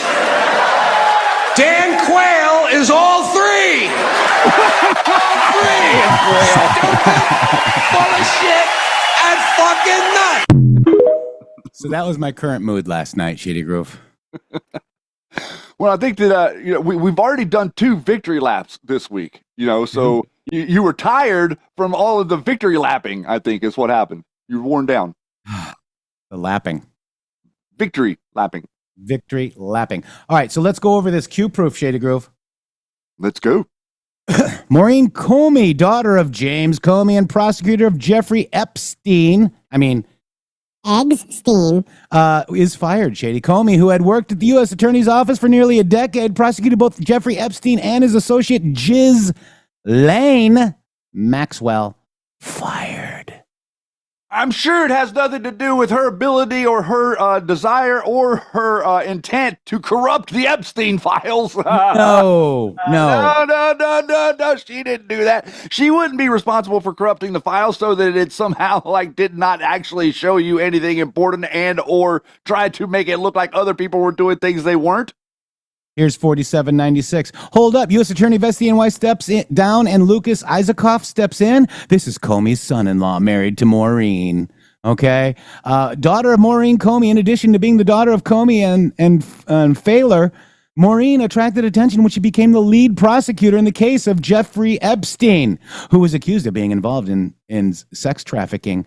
Maureen was a student at the College of William and Mary and then attended Harvard Law School, following the footsteps of her parents. Besides being fulfilled in her career-wise, Maureen is also fulfilled in her private life. She is married to Lucas Isaacoff. Okay, Isaacoff, tomato. Mm-hmm. What did Poussant say to you today? She said to not backtalk you. Deep state alert. James Comey's daughter, Maureen Comey's husband, has taken over for Aubrey Strauss, the U.S. attorney for SDNY, who indicted Ghislaine Maxwell. Eyes on. Follow the family. Wow. And we're here to believe that because I'm sure Maureen Comey didn't do anything to the files to help protect people. I'm sure we can trust the corrupt DOJ and FBI. What are we thinking, guys? Yeah, it's like you're Pam Bondi and Maureen Comey walks in and she puts the Epstein files down and you're like, oh yeah, okay, I'm going to trust you to just ship that out to the public. Ha ha ha. No. Yeah. And now you get fired whenever this all blows over. And I think this is very important. It's very important for you to realize that all of this started from the moment that we took out Iran's threat. We took out the threat in Iran. All these people that we just showed you that are fake MAGA were depending on this boogeyman in Iran for their clickbait. I also think it is the Comey and Brennan investigation cover-up because it leads to their little 3-star hero. Boom. They're all the same. That's exactly what I was getting ready to say. It's on my note right here with the boogeyman in Iran and Brennan and Comey investigation all happened at the exact same time, and all of these people to the point. Did you know that Tucker went over and interviewed the Iranian guy? Yeah, but, did you see that? Tucker went over and interviewed the president of Iran, and he's all like virtue signaling with this guy, like acting like what? It's too late, dude. We've already blew up their stupid nuclear weapons. Why do you have to go talk to that guy now? Let's listen to our hero, Liz Croak, and see what she thinks. Oh, no. When did I host a pizza party? How am I a motherfucking pedophile? I thought we already listened to this. Fucking receipts. And on top of that, learn to speak motherfucking English, you Shady. fucking cunt. And if you can't, Wow. We stop with that lady. No, I need people to see how freaking insane this woman is. I'm just like the third time. It's like today. I'm like, she is so mental, man. I mean, like really people think that this lady is like somewhat normal. She is not normal. Like there is something really wrong with the brain on that woman. Yeah. Shane Gillis takes a jab at Trump and the Epstein files at the ESPYs. Shady Groove, check this out. Hey, Trump does this thing whenever he meets somebody for the first time, even if he doesn't know him, he gives them like a crazy compliment. It's kind of nice. Like he got to the guy next to me and he was like, "Look at you, you're beautiful." And then he got to me and he was like, "Look at you, you're huge." I was like, "Thank you, Mr. President." But he shook my hand, he stood next to me. So I'm just, I was at the end of the line, so there's no one else for him to shake hands with. So he's just standing next. I got to hear him breathe for like a minute, just standing next to me, just. And then his daughter, Ivanka, walked over to us, which, by the way, so hot. She walked over, and it was halftime of the Super Bowl. I was hammered. I was like, "Hello. Your dad just said I was huge." So now it's me, Trump, and Ivanka. They're not talking to me, obviously, but I can overhear what they're saying. And Trump goes, "Ivanka, how would you like to meet the president of soccer?" And sure enough, the president of FIFA soccer was also in the suite with us. He was getting like nachos. And Donald Trump just looks at him and goes, "You." And the guy put his plate down and walked straight to us. And then Donald Trump didn't even look at him. He just kept talking to his daughter and he goes, "This is the president of soccer. And they gave us the World Cup and they did that because of me." And then he walked out of the room. Boss. Just me and the president of FIFA looking at each other like. Yeah. And then there was some more, it's just kind of interesting. And that, allegedly was Trump's favorite, comedian. He also said something about the Epstein files deleted themselves. Maybe Maureen Comey did. Maybe the cover-up isn't Trump, you idiots. Maybe the cover-up is the people that were corrupt in the previous administrations. Maybe. Yeah, but they got to work through it, dude. It's like we have to understand that we've been working through this stuff for 6 or 7 years, and the mainstream thought form people just do not have they don't have the appetite for it. Most people don't have 10 minutes of appetite for like intense political discussion most people can't get bogged down in any type of financial discussion. They won't get bogged. They won't like talk to you about, what's going on, like specifically what their opinion is. They're afraid to share their opinion in a lot of the cases. So whenever you don't share your opinion or you don't talk to people, you really don't, or you aren't confident in what you think. So I believe that there's a number of people that needed to see this, that needed to watch this, and now they're being called pedophiles online. You see, now the Alex Jones minions, the Owen Schroyer minions, the Health Ranger minions, all these people out there, if you say that you are supportive of Trump, you're now a pedophile. And they will call you a pedophile because you're supporting a pedophile, just like the Democrats are saying that Donald Trump is a pedophile. So now they all agree. I'm excited to be in an environment where we at least know what they really think now, as opposed to them pretending like they think like us, because we could clearly see that none of these people like Candace Owens or the Hodge twist, like these people, Ivan Rank, there's not a conservative bone in their body. Roger Stone, like, take a look at his appearances at the gay pride parades and see if you can find a conservative. Yeah. Real quick, SSL 20. Welcome back, me, a $50 Rumble rant, and welcome back, and thank you for that. This helps so much. The show, the $50 Rumble rant, we really appreciate you. And yes, you did miss a lot, and we're glad to have you back with an open mind. And that's why Q chose the Anons, okay? Not these fake decoders that we're talking about, okay? Real Anons that actually get information, understand it, try to debunk it, and then put it out there for you to see, and then have your input on it. And then maybe that information that shows facts, like Flynn wanted to kidnap a Turkish cleric, that's trafficking in and of itself, and move them from California to Turkey for $15 million. And him and his son. And I'm sure it's okay to sell nuclear secrets to Saudi Arabia. That's what Flynn was betting on. He had that ready to sign. Okay. Trump didn't sign it. Okay. I mean, Trump, under the Biden administration, the FARA investigation under Flynn, Intel, the guy, Rian, okay, he's, worked for Flynn Intel Group. His case was charged guilty in a jury. And then the Biden DOJ dropped it. Okay. I'm just saying, we've got so much information. They got rid of the conviction. Like, so just to make sure he went through the process, the jury convicted him, and then out of the blue, they just tossed out the case. No punishment, no penalty, no nothing. The Biden administration, the DOJ for Joe Biden, just threw out the case. And Jeff said, how convenient. Yeah. Reported the story, and that's what caused General F-U-U POS. Yeah, that's how angry that made him. Mm-hmm. That made him very angry because he was he had worked very, very hard on lobbying whoever he was. He had to lobby to get this guy off the hook because it was General Flynn that was the cause of this guy being on the hook to begin with. So Flynn felt responsible for that. And so whatever strings Flynn was pulling, he pulled the string that got his buddy off the hook. And he was all excited about it. Well, we didn't see it that way. And if you pay attention, you shouldn't see it that way either, because the guy was literally guilty as sin of what he did, and he should be in prison for what he did. Yeah. Yeah, exactly right. Shady, I need some coffee. Let's do this. Okay, I got some. All right, you got your little fluffy coffee, do you? I have my fluffy coffee, yeah.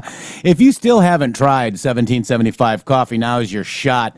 The 1775 coffee starter kit just dropped, and it's only 1,000 units. You're getting the bold dark roast that hits harder than a Donny Sullivan fact check. The smooth medium roast and vitality of mushroom coffee for clean energy and laser focus, no crash. All single origin, small batch, toxin-free, mold-free, plus you're also getting a golden spoon clip because freedom isn't scooped with plastic. A frother strong enough to stir up your coffee and your mother-in-law's political opinions, and a black 1775 tumbler that says, I don't take life advice or caffeine from a woke sea witch. $170 worth of coffee and gear, yours for only $99. This is for the ones that have been watching 1775 Rumble coffee blowing up. It's blowing up, guys. Get it. And wondering if it's worth it. It is, guys. You're going to want to get it. You're going to want to go to 1775coffee.com/studio and grab your starter kit before they're gone. Bold beans, clean fuel, and a morning routine that stands for something just like the MG show does, and Rumble, for that matter. Start your day with something that actually backs what you believe in. Start your day off right. Yeah. So we're still waiting for Karoline. I'm not sure if we're going to be able. It's 1:37, so we still got a little bit of time, Shady Groove. Oh wow! The day's going by quick. I know, isn't it? Again, I want to go over this one more time. This is one of the pesky Q proofs that everyone seems to be missing because we're all worried about Epstein. Okay, Epstein. All of these letters that your president, Donald J. Trump, is sending out to all of these countries is changing the structure of the Federal Reserve. Trump even says that the Federal Reserve should only be working on interest rates. He is making deals with all of these foreign Federal Reserve banks, Rothschild controlled, for the people of the United States, reporting and paying it back into the Treasury, not into the hands of these evil globalists. For example, yesterday, there's the Q post structure. Federal and the Fed. Everybody's still screaming. Structure. Okay. How do you restructure, change the structure of the Federal Reserve? Well, Bahrain just announced $17 billion in deals. Here's one example. Bahrain, Rothschild-owned and controlled central banks, guys. He's doing deals with all of them. Okay? That's the reason we elected him, because I wanted these deals renegotiated. I'm tired of losing. Did you hear what he said? He said we don't have access to the Indonesian. Do you realize the Indonesian economy is one of the fastest growing economies on earth? We don't have access to the economy. We can't sell them a Ford. We can't sell them a potato chip. We can't sell them anything that we make. We can't sell them anything. We can't make. So what good and they is buy it? from China goods that are like, they call them Lays. They're called Rays, potato chips. They make counterfeit and sell them to Indonesia, Shady. That's exactly right. And they pretend like it's Americanized products. So it's and also that they utilize Indonesia to ship in cheap Chinese products, so that the different places in America are buying from Indonesia as a workaround, so that China doesn't have to pay their tariff. Okay, so they're working it like that too. So now think about that. What good does it do for us to increase manufacturing of all of our computer chips? What good does it do for us to increase the manufacturing of rare earth minerals? What good does it do for us to increase the manufacturing of high-end consumer goods if nobody can enter our market and buy them, if we can't sell them? Now, what good does it do if we allow these countries to make orders and process and buy American goods? It's going to grow the economy. Okay, what you're used to seeing is the economists, they talk about growing the economy this way. Imagine the economy is like a jar. Okay, and everybody talks about, oh, the economy is going to grow this way. It's got to grow this way. It's got to grow by X amount of percent every year. What they never mention is the economy growing this way. The economy getting bigger at the base. And once the economy gets bigger at the base, then all of a sudden everything grows upwards. So you're talking about increasing what may be like, what, a $15 to $22 trillion yearly economy to $100 trillion. I'm serious. $100 trillion a year is what Donald Trump is eyeballing. If he can hit $100 trillion a year, we can pay off a $30 trillion debt in 10 minutes. If we have $15 trillion a year, it's going to take us 150 years to pay it off, and you'll never be able to pay it off because the debt that's accruing every year will the interest that's accruing every year on the debt will consistently be outpacing the amount that you're paying back. So here's another point. The Treasury, who we're talking about, not the Federal Reserve, the Treasury posted an unexpected surplus in June as tariff receipts surge. Okay. 23 billion in May, just May alone, and a 301% gain from June of 2024. Guys, do you realize that with the government red ink swelling throughout the year, June saw a surplus of just over $27 billion. That's insane. It's so insane. Like, I can't even believe you're saying it. I know. It's that big of a deal, and everybody's ignoring it. This is why Trump made the post that he's made. He's pissed off, guys. He's pissed off that he's done this for you for the last 6 months, and you guys are, these people that are pretending to be his friends, his so-called supporters, aren't talking about his win. They're not talking about how he's won for every American on earth. They're talking about one guy that's dead, that's been dead for 4 years. But Trump campaigned on Epstein, Shady. He didn't say anything about Epstein on the campaign trail. On his promises, it said Epstein. We read it, didn't we? It was number 1 through 20 was Epstein. The CNN told me only one guy cared about it. So also interesting to note, Donnie O'Sullivan contacted me and was very like, wow. So you don't look, let me just go because he did a spot on it. Okay. Donnie said this. He goes, wow, damn, what happened with Trump? And I said, well, would you like to interview me? I have a lot to say. Oh, guys, real quick, Karoline's up. Here we go. We're transforming you over to Karoline Leavitt. Here we go. Thornbury and Aberdeen from July 25th to July 29th. During the visit, President Trump will meet again with Prime Minister Starmer to refine the great trade deal that was brokered between the United States and the United Kingdom. And the President and the First Lady will travel to the United Kingdom for an official state visit from September 17th to September 19th later this fall. This will mark a truly unprecedented second state visit for President Trump, and he is honored and looking forward to meeting with His Majesty the King at Windsor Castle. There has been a wave of positive economic news over the past week, which I would like to highlight today. Joe Biden's inflation crisis has been defeated. Prices paid to American businesses for goods and services were flat in June, which is lower than all 50 forecasters in the Bloomberg survey predicted. And core inflation, which is the best measure of inflation, came in lower than expected again in the month of June. Since President Trump took office, core inflation has tracked at just 2.1% overall and has come in below or at economists' expectations every single month. Wages are growing at a strong pace and prices are falling for everyday Americans. We also saw prices for new and used vehicles and airfares drop last month.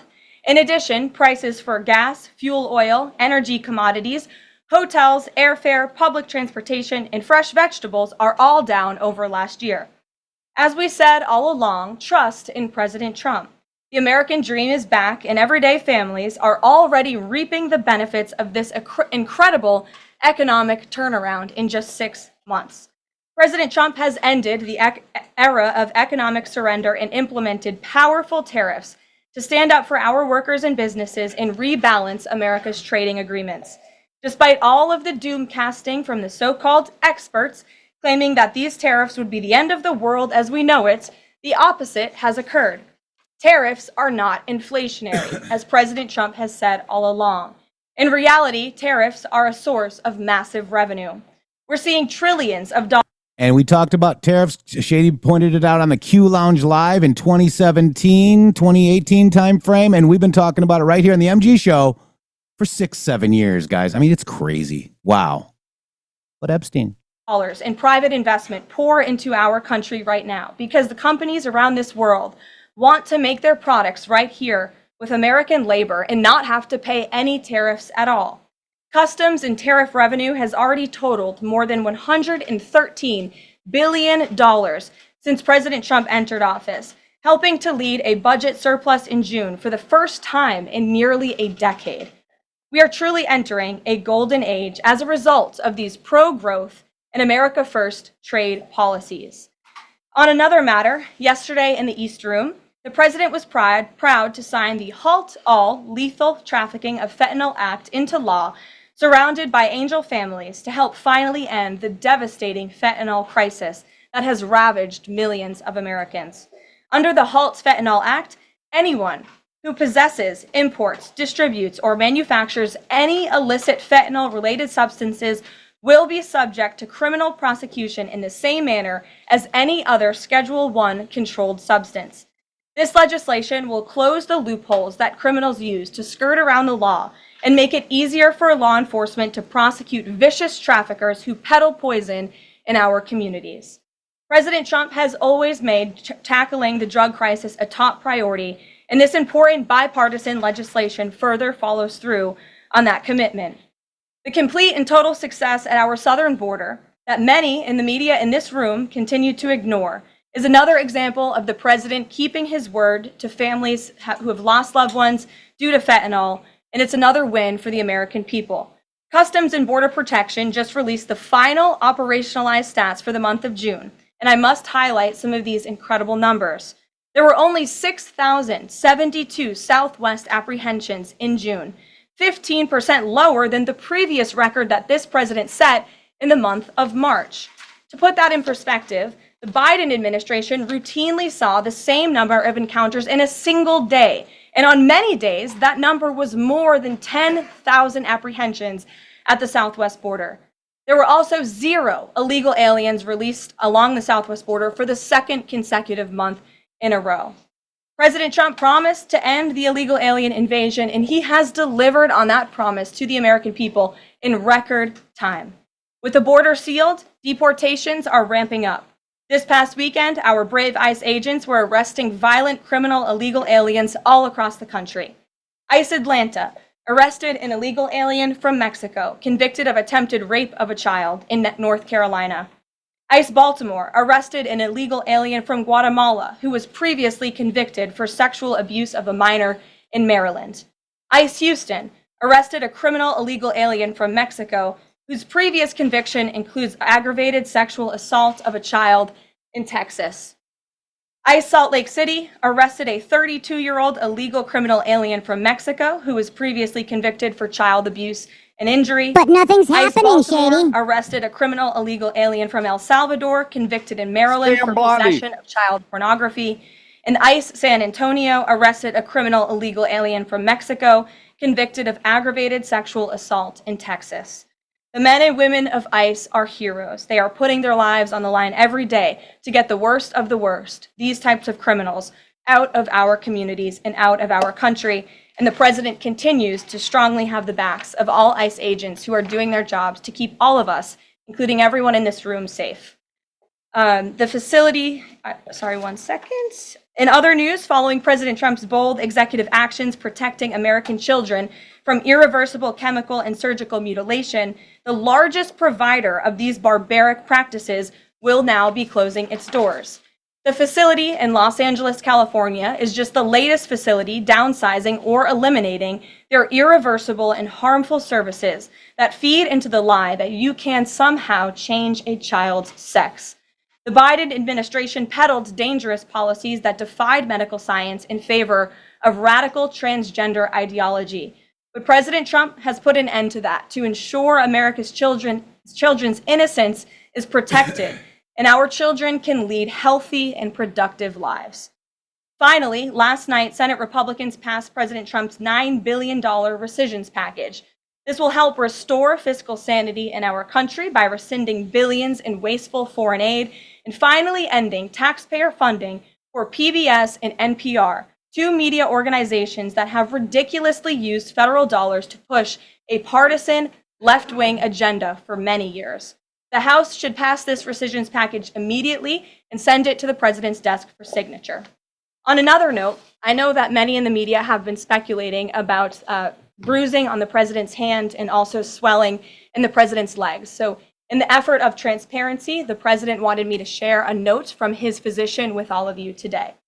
In recent weeks, President Trump noted mild swelling in his lower legs. In keeping with routine medical care and out of an abundance of caution, this concern was thoroughly evaluated by the White House medical unit. The president underwent a comprehensive examination, including diagnostic vascular studies. Bilateral lower extremity venous Doppler ultrasounds were performed and revealed chronic venous insufficiency, a benign and common condition, particularly in individuals over the age of 70. Importantly, there was no evidence of deep vein thrombosis or arterial disease.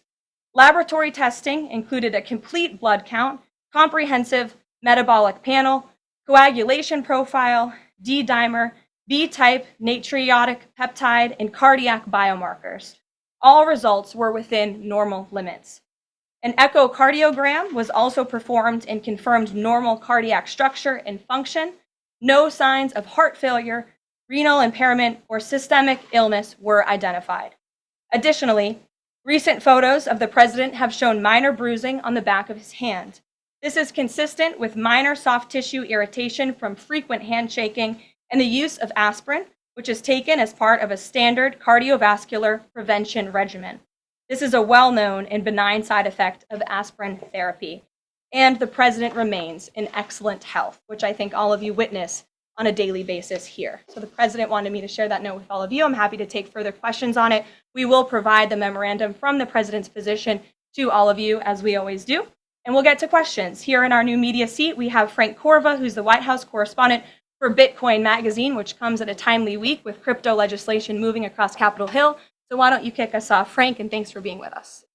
Appreciate it, Ms. Leavitt. Sure. I was curious to hear if the president was in favor of removing any and all language around central bank digital currencies from the Genius Act, maybe as a means to get it across the line and get it on his desk. And then my second question was about something the president spoke about in this room. He talked about a $600 de minimis tax exemption for Bitcoin and other crypto spending. So I was just wondering if you could comment on those. Sure. Well, the president did signal his support for a de minimis exemption for crypto, and the administration continues to be in support of that. We are definitely receptive to it to make crypto payments easier and more efficient. You know what? I had a phone call, but how about that for President Trump? They were making fun of him on the Drudge Report. And now you got a whole, that's transparency, Shady, on his health. And I want everybody to just take a minute and pray for President Trump, because this stuff is, it's age related and it's okay. Biden never did anything like that, did he, Shady? No, and he's 79 years old, and, we need to be thankful. Yeah. Yeah, so pray. You need to realize, that he's not Superman. Yeah. God bless you, President Trump. We're all praying for you. Press 47 if you're praying for no, just prayer hands or something, whatever you want. Just let President Trump know that you're praying for him, and yet you'll show the comments. God bless you. For those who seek to use crypto as simple as buying a cup of coffee, of course, right now that cannot happen, but with the de minimis exemption, perhaps it could in the future, and we will continue to explore legislative solutions to accomplish that. As for the central bank digital currency and the Genius Act, which you noted has passed through Congress and will be sent to the president's desk, I believe the House is voting on it. If they haven't, they should be passing it. We know we have the votes, and we expect it to get to the president's desk, and we are planning a signing ceremony tomorrow afternoon. All of you will get more details on that. This piece of legislation is going to make America the crypto capital of the world, and that's what the president promised. As for a central bank digital currency, the president opposes that. He made that promise to the American people on the campaign, and while it's not in this specific piece of legislation, he did sign a January executive order banning a central bank digital currency. The administration supports Congress's efforts to codify that executive order into law, and I believe there will be future pieces of legislation in regards to crypto that will be moving through Capitol Hill. The president looks forward to signing them, and he looks forward to the signing ceremony this afternoon. So thank you for being with us today. Sure. Jackie. Thank you, Caroline. There's been a lot of discussion about the Epstein files and the president's comments yesterday calling it a hoax. Can you clarify which part of the Epstein hoax is the hoax part? The president is referring to the fact that Democrats have now seized on this as if they ever wanted transparency when it comes to Jeffrey Epstein, which is an asinine suggestion for any Democrat to make. The Democrats had control of this building, the White House, for 4 years, and they didn't do a dang thing when it came to transparency in regards to Jeffrey Epstein and his heinous crimes. It was this president who directed the Department of Justice and the Attorney General to do an exhaustive review of all files related to Jeffrey Epstein, which they did. The Attorney General and the FBI, led by Pam Bondi, Dan Bongino, Kash Patel, these are great patriots, some of the most trusted voices in the Republican Party movement. It's part of the reason the president appointed them to these high law enforcement positions, and they spent many months going through all of the files related to Jeffrey Epstein, and they concluded what they found in that memo, which they drafted and they released. And so the president has been transparent. He has followed through on his promises to the American people, but he doesn't like to see Democrats and the mainstream media covering this like it's the biggest story that the American people care about. The president has been working so hard this week. On Tuesday, he went to Pennsylvania, where he secured $90 billion in investments for the Commonwealth, for the people of that state. After that, he came back to the Oval Office at 8 p.m. He went in there to whip votes to get the Genius Act signed into law. And because of his efforts, that bill is now going to be signed and passed. The following day, yesterday, he meets with a foreign leader, the King of Bahrain, to secure more investments into this country. And then yesterday afternoon, the president is in the East Room of the White House mourning with parents who have lost their children because of fentanyl, signing a bipartisan piece of legislation. And not a single cable network in this country took that event live and covered that event like they should. Those are the issues the president cares about. What could be more important to the American people than helping families who have lost their children? Those are the issues this president is going to remain focused on. I understand he wants to move on from the story, but you do have some prominent figures, including the Senate Majority Leader, the House Speaker, voicing support for the files to come out. Representative Massey collecting signatures that would force a discharge petition for a vote on the floor for this. It doesn't seem to be going away. What is stopping the administration from just redacting any sensitive information, grand jury information? Look at these idiots. What is appropriate? This person never asked a question like this in her life. And let this story die. Well, in terms of redactions or grand jury seals, those are questions for the Department of Justice. Those are also questions for the judges who have that information under a seal. And that would have to be requested, and a judge would have to approve it. That's out of the... I just wanted to let everybody know, like people don't even understand this. Like this lady's asking a question like she knows stuff. There's like 4 different judges that have sealed sections of the Jeffrey Epstein matter in ways that it cannot be unsealed unless those judges decide to unseal it. Multiple cases in Florida. One I'm pretty sure was Arizona, and one was in New York. All of these judges have sealed areas of these things to protect the victims. Do you understand that? The judges have sealed these cases to protect the victims that don't want you to know that they had to stoop Jeffrey Epstein at some point. Do you get that?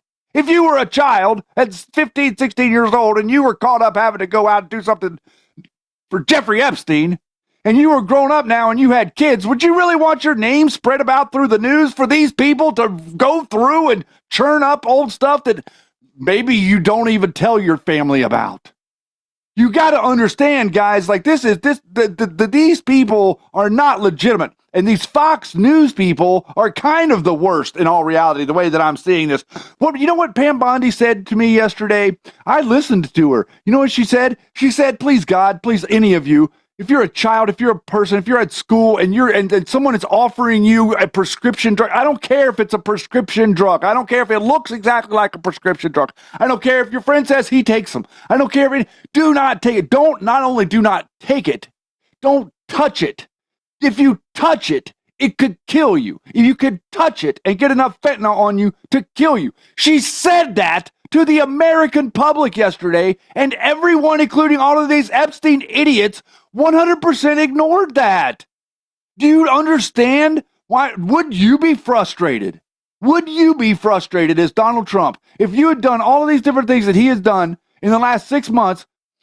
Now you realize he's dealing with a health issue for you, and he's stepping away from his own personal health to what? Fight these people for you, and then all of you stand up there and scream Epstein, Epstein, Epstein, to the point where we're listening to this live and this lady's doing it right now? Really? You want us to take you and pretend like you're legitimate? God forbid. Yeah. Well done. Thank you. Wow. Back to this. President's control. He has said, in agreement with some of the leaders on Capitol Hill, that if the Attorney General and the Department of Justice come across any other credible evidence, they should provide that to the American people. The president has said that, and he agrees with them on that. Why did you hire Maureen Comey? The Department of Justice did, and I would defer you to them. Dasha. Has the White House been directly in touch with some of the MAGA influencers that are still not satified with the administration's handling it?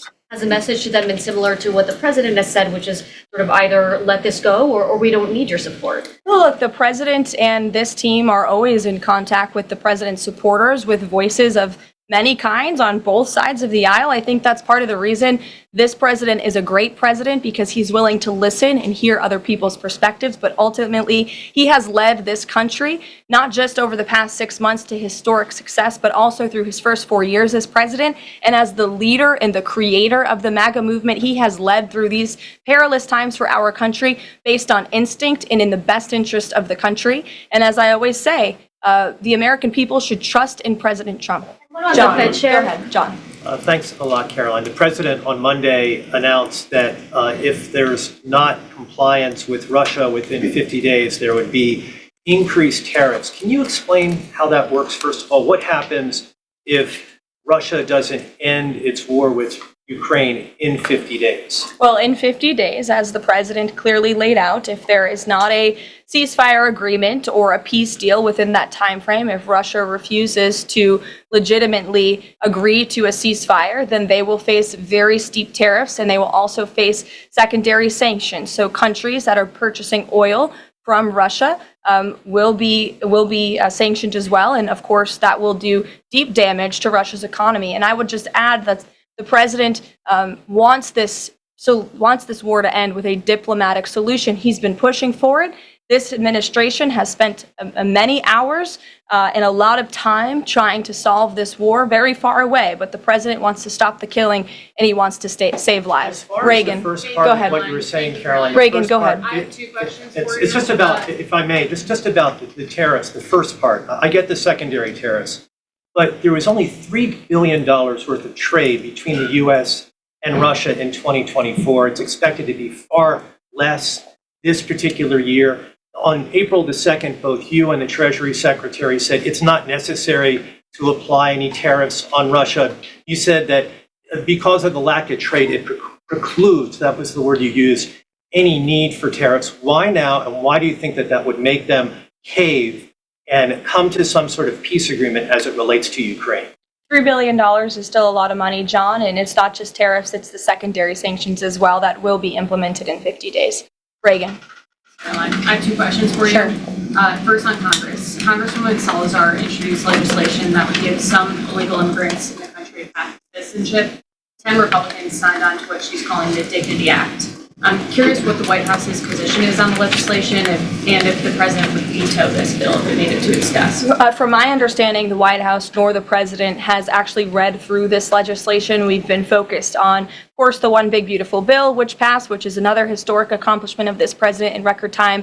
The Genius Act this week, the rescissions package, that's been the focus of the White House. But the president has made it very clear he will not support amnesty for illegal aliens in any way. I want to give you a chance to respond to the CEO of NPR. She's claiming that the cuts to their network will, quote, be a real risk to public safety of the country. Murkowski has argued that public broadcasting stations save lives. Could you respond?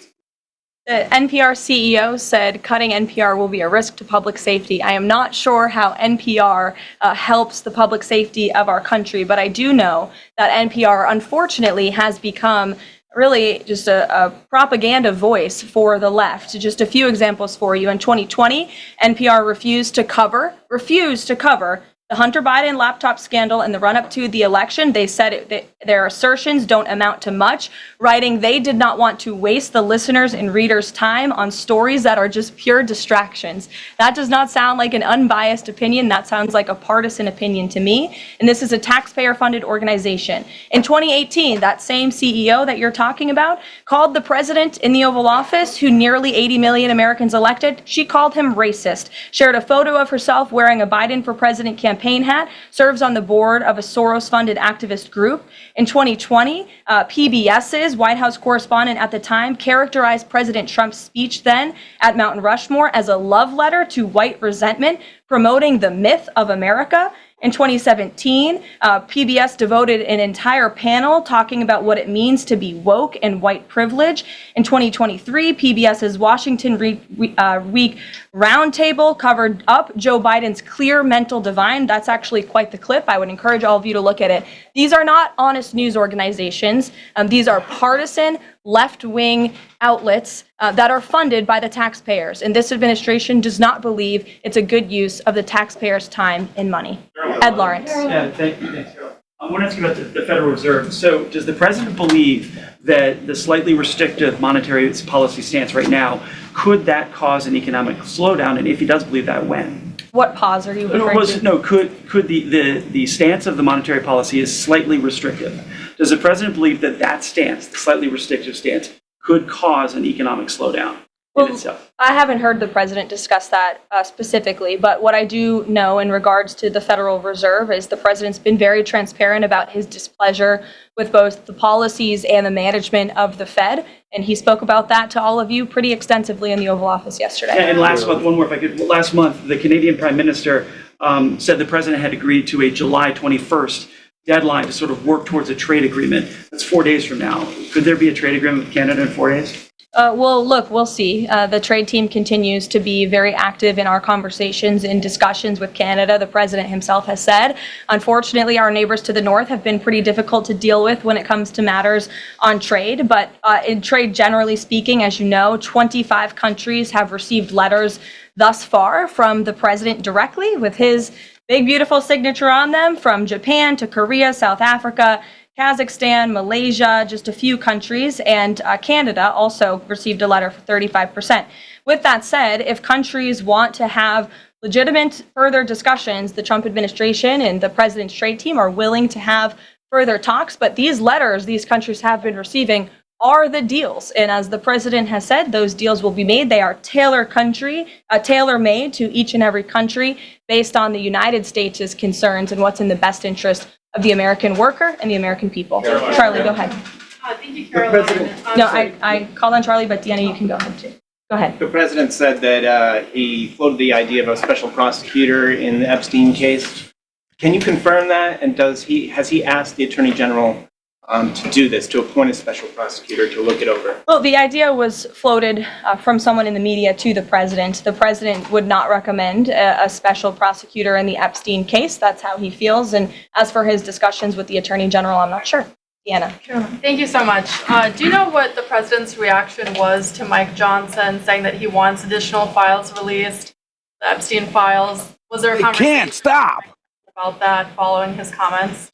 I won't discuss the president's private conversations with the Speaker of the House, but as I answered to Jackie's question earlier, the president has said if the Attorney General and the Department of Justice and the FBI have any more credible evidence in regards to Jeffrey Epstein's crimes, they should put that forward. He has called on them to do that. Sure. Thank you, Karoline.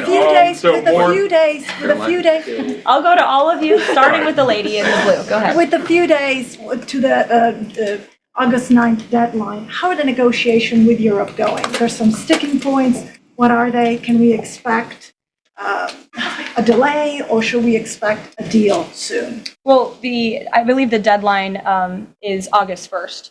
As for the European Union, they continue to be very eager in negotiating with our country for obvious reasons on ways to lower their tariff and their non-tariff barriers that we have long said harm our workers and our companies. So the president's trade team continue to be in talks with the European Union. Would he accept, or would he put forth a postponement of the August 1st? He's already said he will not. Owen, go ahead.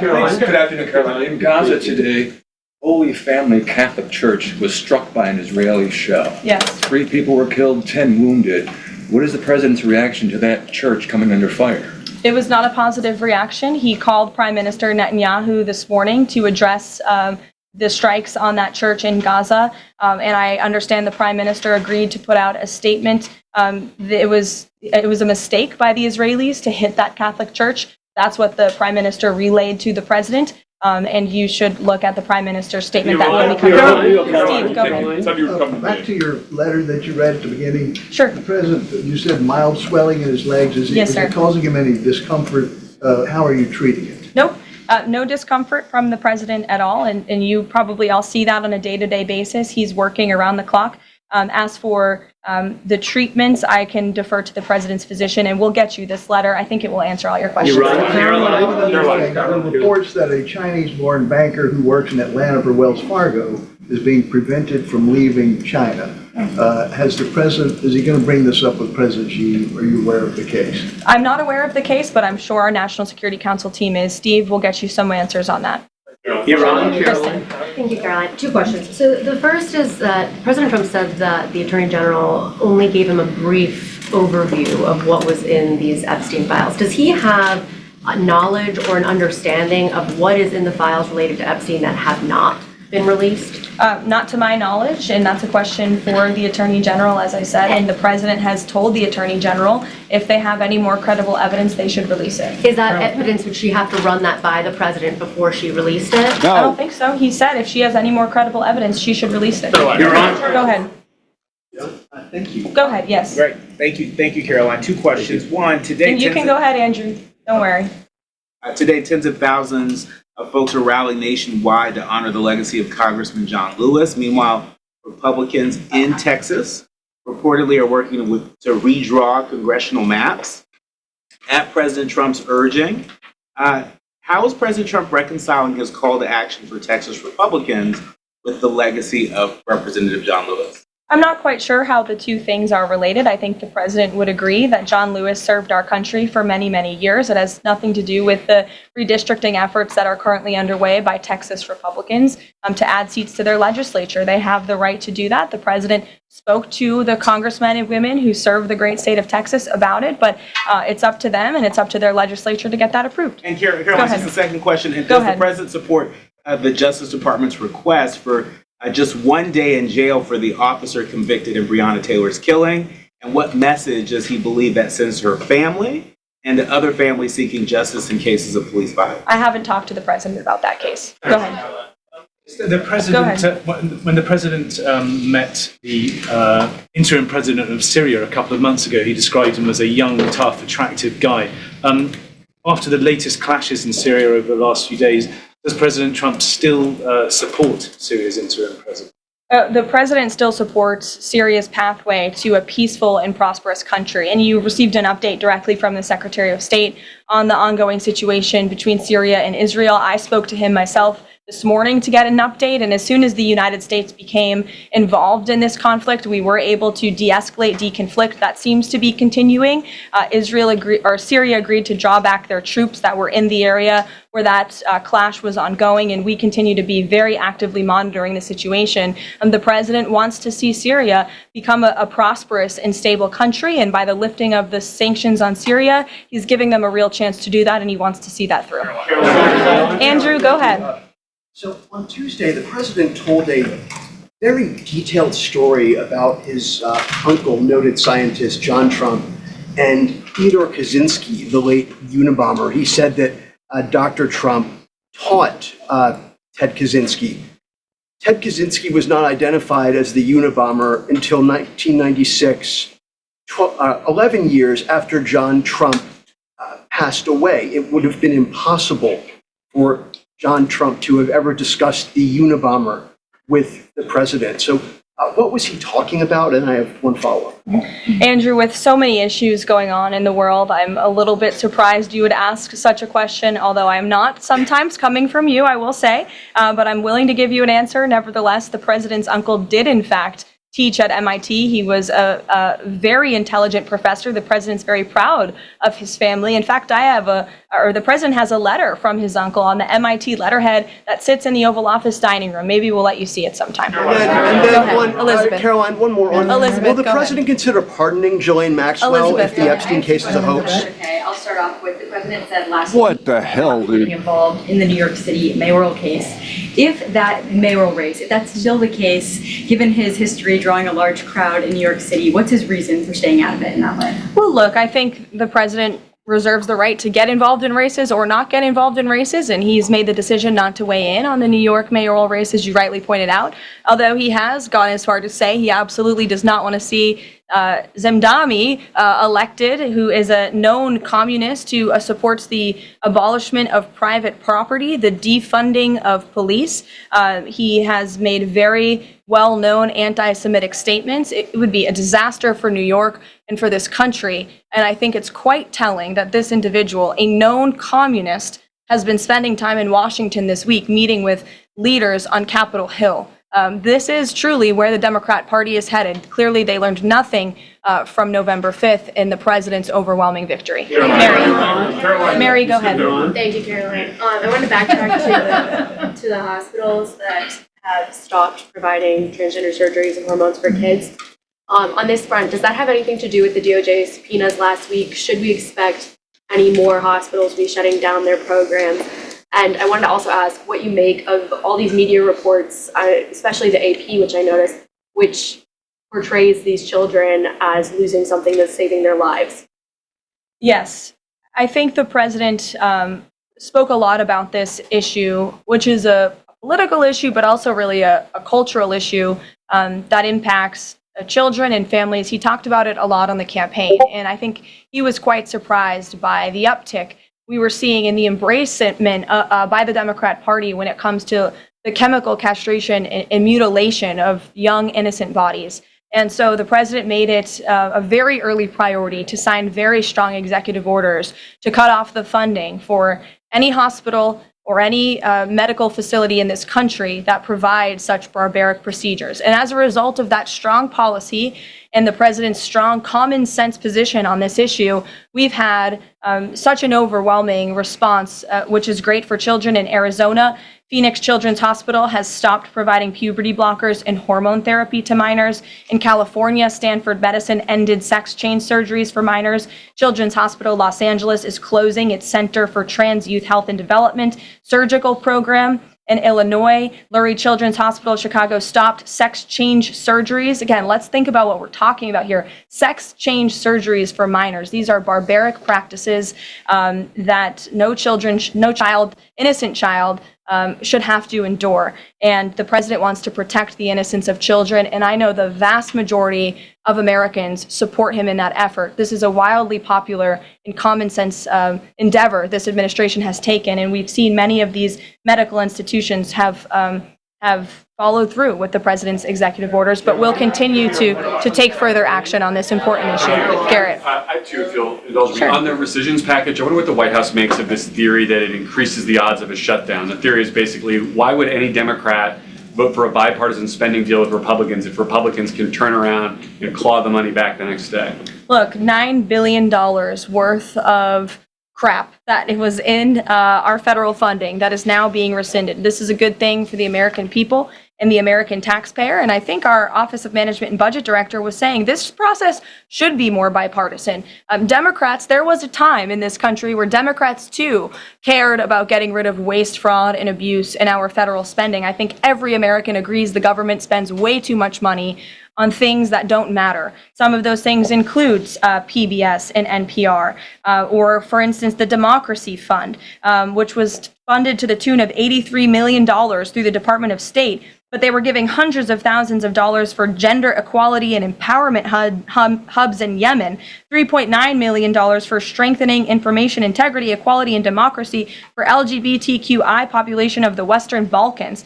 These are not good uses of the taxpayer funds, and Republicans are proud to lead that effort, and we wish more Democrats would join us in that. I wanted to follow up on the Maureen Comey question just to clarify. Did the White House have any knowledge, or did the president sign off on her firing? This was a decision that was made by the Department of Justice. There was an agreement that was made between Immigration and Customs Enforcement and the Centers for Medicaid and Medicare Services regarding access to Medicaid information for 92 million Medicaid recipients around the country. That includes health information.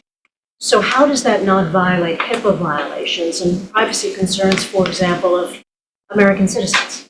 I'm going to have to defer you to Immigration and Customs Enforcement on that. I'm unfamiliar with that agreement that they made. Thanks, Caroline. Two questions. Russ Vought said today he's going to be looking into cost overruns with renovation projects. Is there a deadline for him to come back with findings to the president? I don't believe there's a deadline the president has set for Russ Vought, but I think, again, this is a good use of taxpayers' time to look into this project that is millions and millions of dollars over budget. It's for a big, beautiful mansion for the federal chairman, reserve chairman, and I understand that it costs much more than it did the beautiful palace that many of you joined us at when we went overseas. So it's completely unnecessary, it's overpriced, and I think it's a good thing the administration, led by the president, is looking into it. If there ever were to find wrongdoing or fraud, would the president reconsidering firing Jerome Powell? Look, it's a hypothetical question. We'll see where it goes. The president spoke about how he feels on this matter yesterday. Sure, thank you so much, Caroline. So we saw Ambassador Huckabee arrive to Prime Minister Netanyahu's trial to show his support. Does the president plan to impose any kind of sanctions against the Israel judicial system? I don't have any update for you on that or any announcement on that front. I don't believe so. Does the president believe that justice has been served in the Epstein case? Look, the president believes that he directed the Department of Justice to do an exhaustive and thorough review, and they did that. And they all agreed, the FBI director, the deputy FBI director, the attorney general, on the memo that they drafted and they released. Thank you, Caroline. Just a follow-up on Reagan's question. Representative Salazar's bill, it grants illegal aliens with legal status for 7-year increments. It also gives permanent path to residency for so-called dreamers. And, President Trump and Labor Secretary Chavez, who previously co-sponsored a version of this bill when she was in the House, they've spoken about a work deal similar to the bill, I believe. What's the difference between a work deal and amnesty? Look, as I told Reagan, the president, the White House have not reviewed this specific piece of legislation. It's just not where our focus has been. But the president, for one, has been very clear he does not support amnesty. We'll go to, look at some friends in the back. Brian, go ahead. You didn't show up early enough to get some good real estate up here. I love it. Any update on the auto pen? I know that there was the DOJ and some others were looking into the thousands of documents that were signed off just before Joe Biden left office. Any update on the auto pen? Yes. I'm not laughing at you. I'm just laughing at how far away you are, and you're going to need to get some microphones back there. On the auto pen investigation, yes. The White House counsel's office has launched their own investigation into former President Biden's usage of the auto pen We have requested some documents from the National Archives. And again, as I've said many times from this podium, and the president has said as well, it's incredibly important that we get to the bottom of who really was at the tip of the spear in the decision-making process here in the White House. Because former President Biden himself admitted to the New York Times, I understand he never gave interviews when he was here, but now all of a sudden he wants to give one.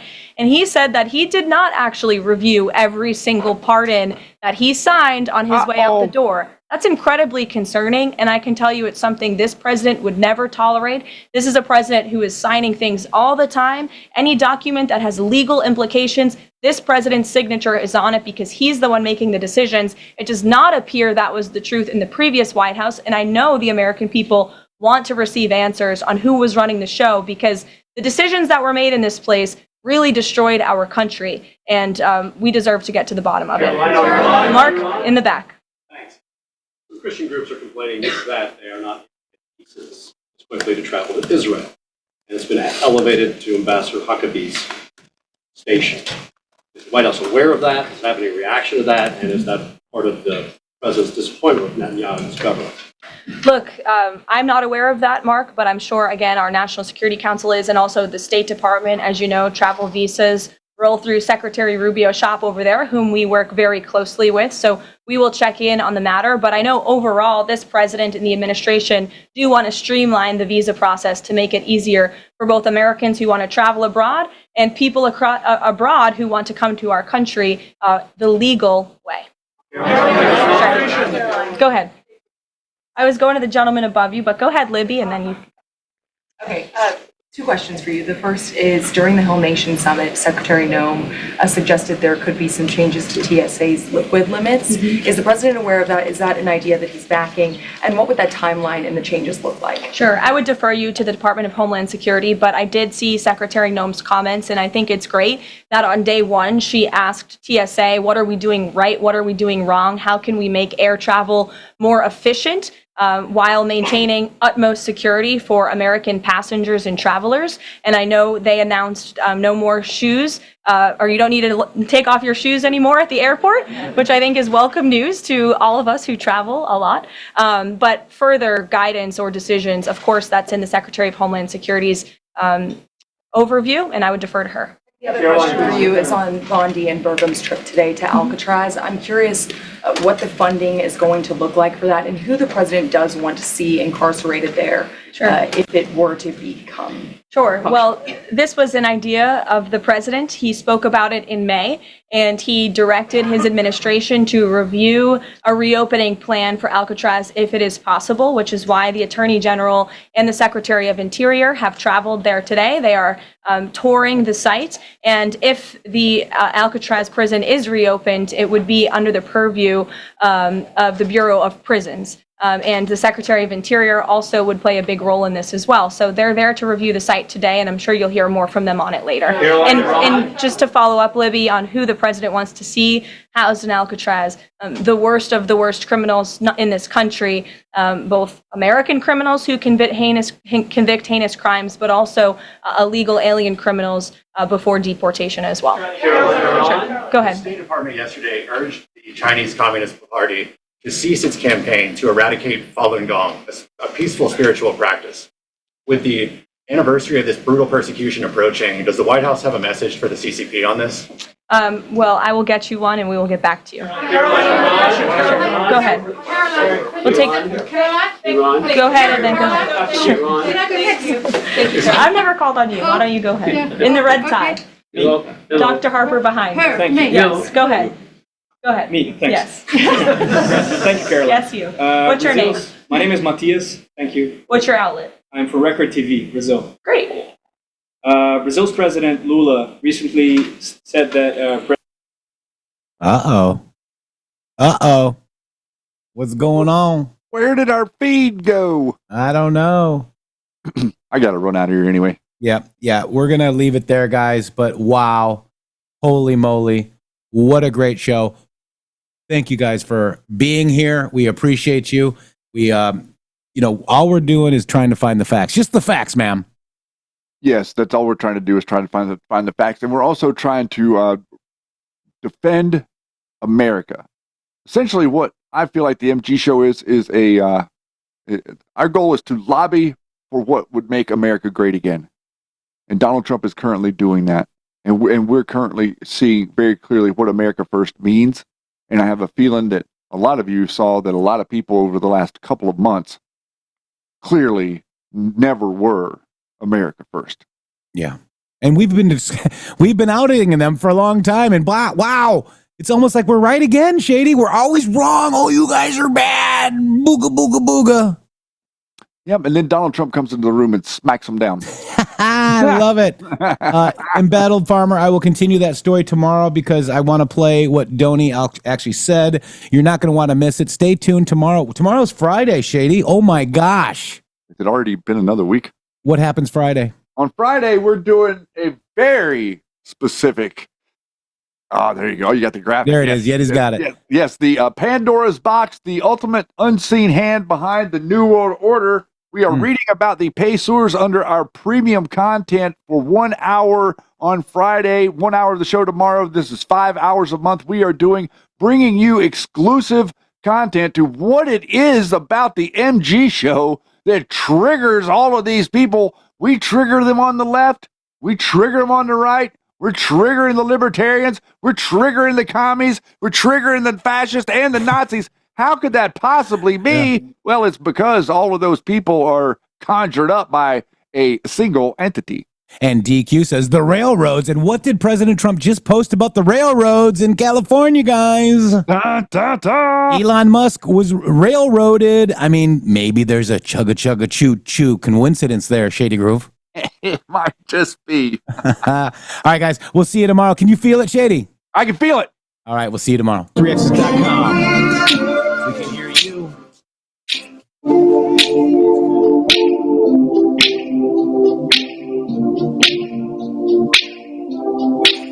Do you remember when we fell in love? I remember, don't worry. Do you remember? I remember how it all began. How could I ever forget? It's the first time. Do you remember? I can feel it. I can feel it. I can feel it. Coming in the air now. I can feel it. I can feel it. I can feel it. It's coming in the air now. We fell in love. You remember time. How could I ever forget? You remember time. We fell in love. You remember time. How could I ever forget? Coming in the air now. We fell in love. You remember coming in the air now. Our first time, be our best time. Turned into nighttime. I think I'll find my shining like the skyline. Shut the rewind time and play it in my mind. Play it in my mind. Oh no, you'll never know this love and how it feels. I never thought love at first sight could feel so real. You brought emotions out I couldn't feel. Yeah, it's the first time. Do you remember? I can feel it. Oh, I can feel it. I can feel it. Coming in the air now. I can feel it. I can feel it. I can feel it. It's coming in the air. Coming in the air. Coming in the air.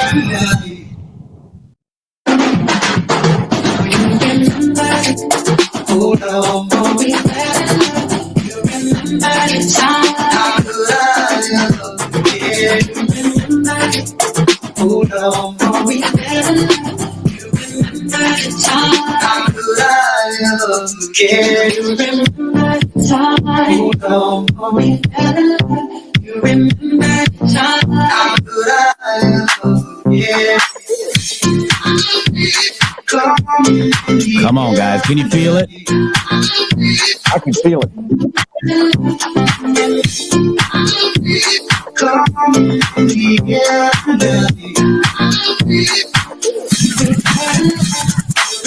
They'll never know this love and how it feels. I never thought love at first sight could feel so real. They'll never know this love and how it feels. I never thought love at first sight could feel so real. How it feels, how it feels. Feel so real. How it feel, how it real. How it real, and that feels so real. How it feel, how it real. How it real, feels so real. How it feel, how it real. That's right, guys. Wow. I remember, and I'm going to still stand with President Donald J. Trump. God bless you all. Where we go, when we go all, www.mg.show. Boom.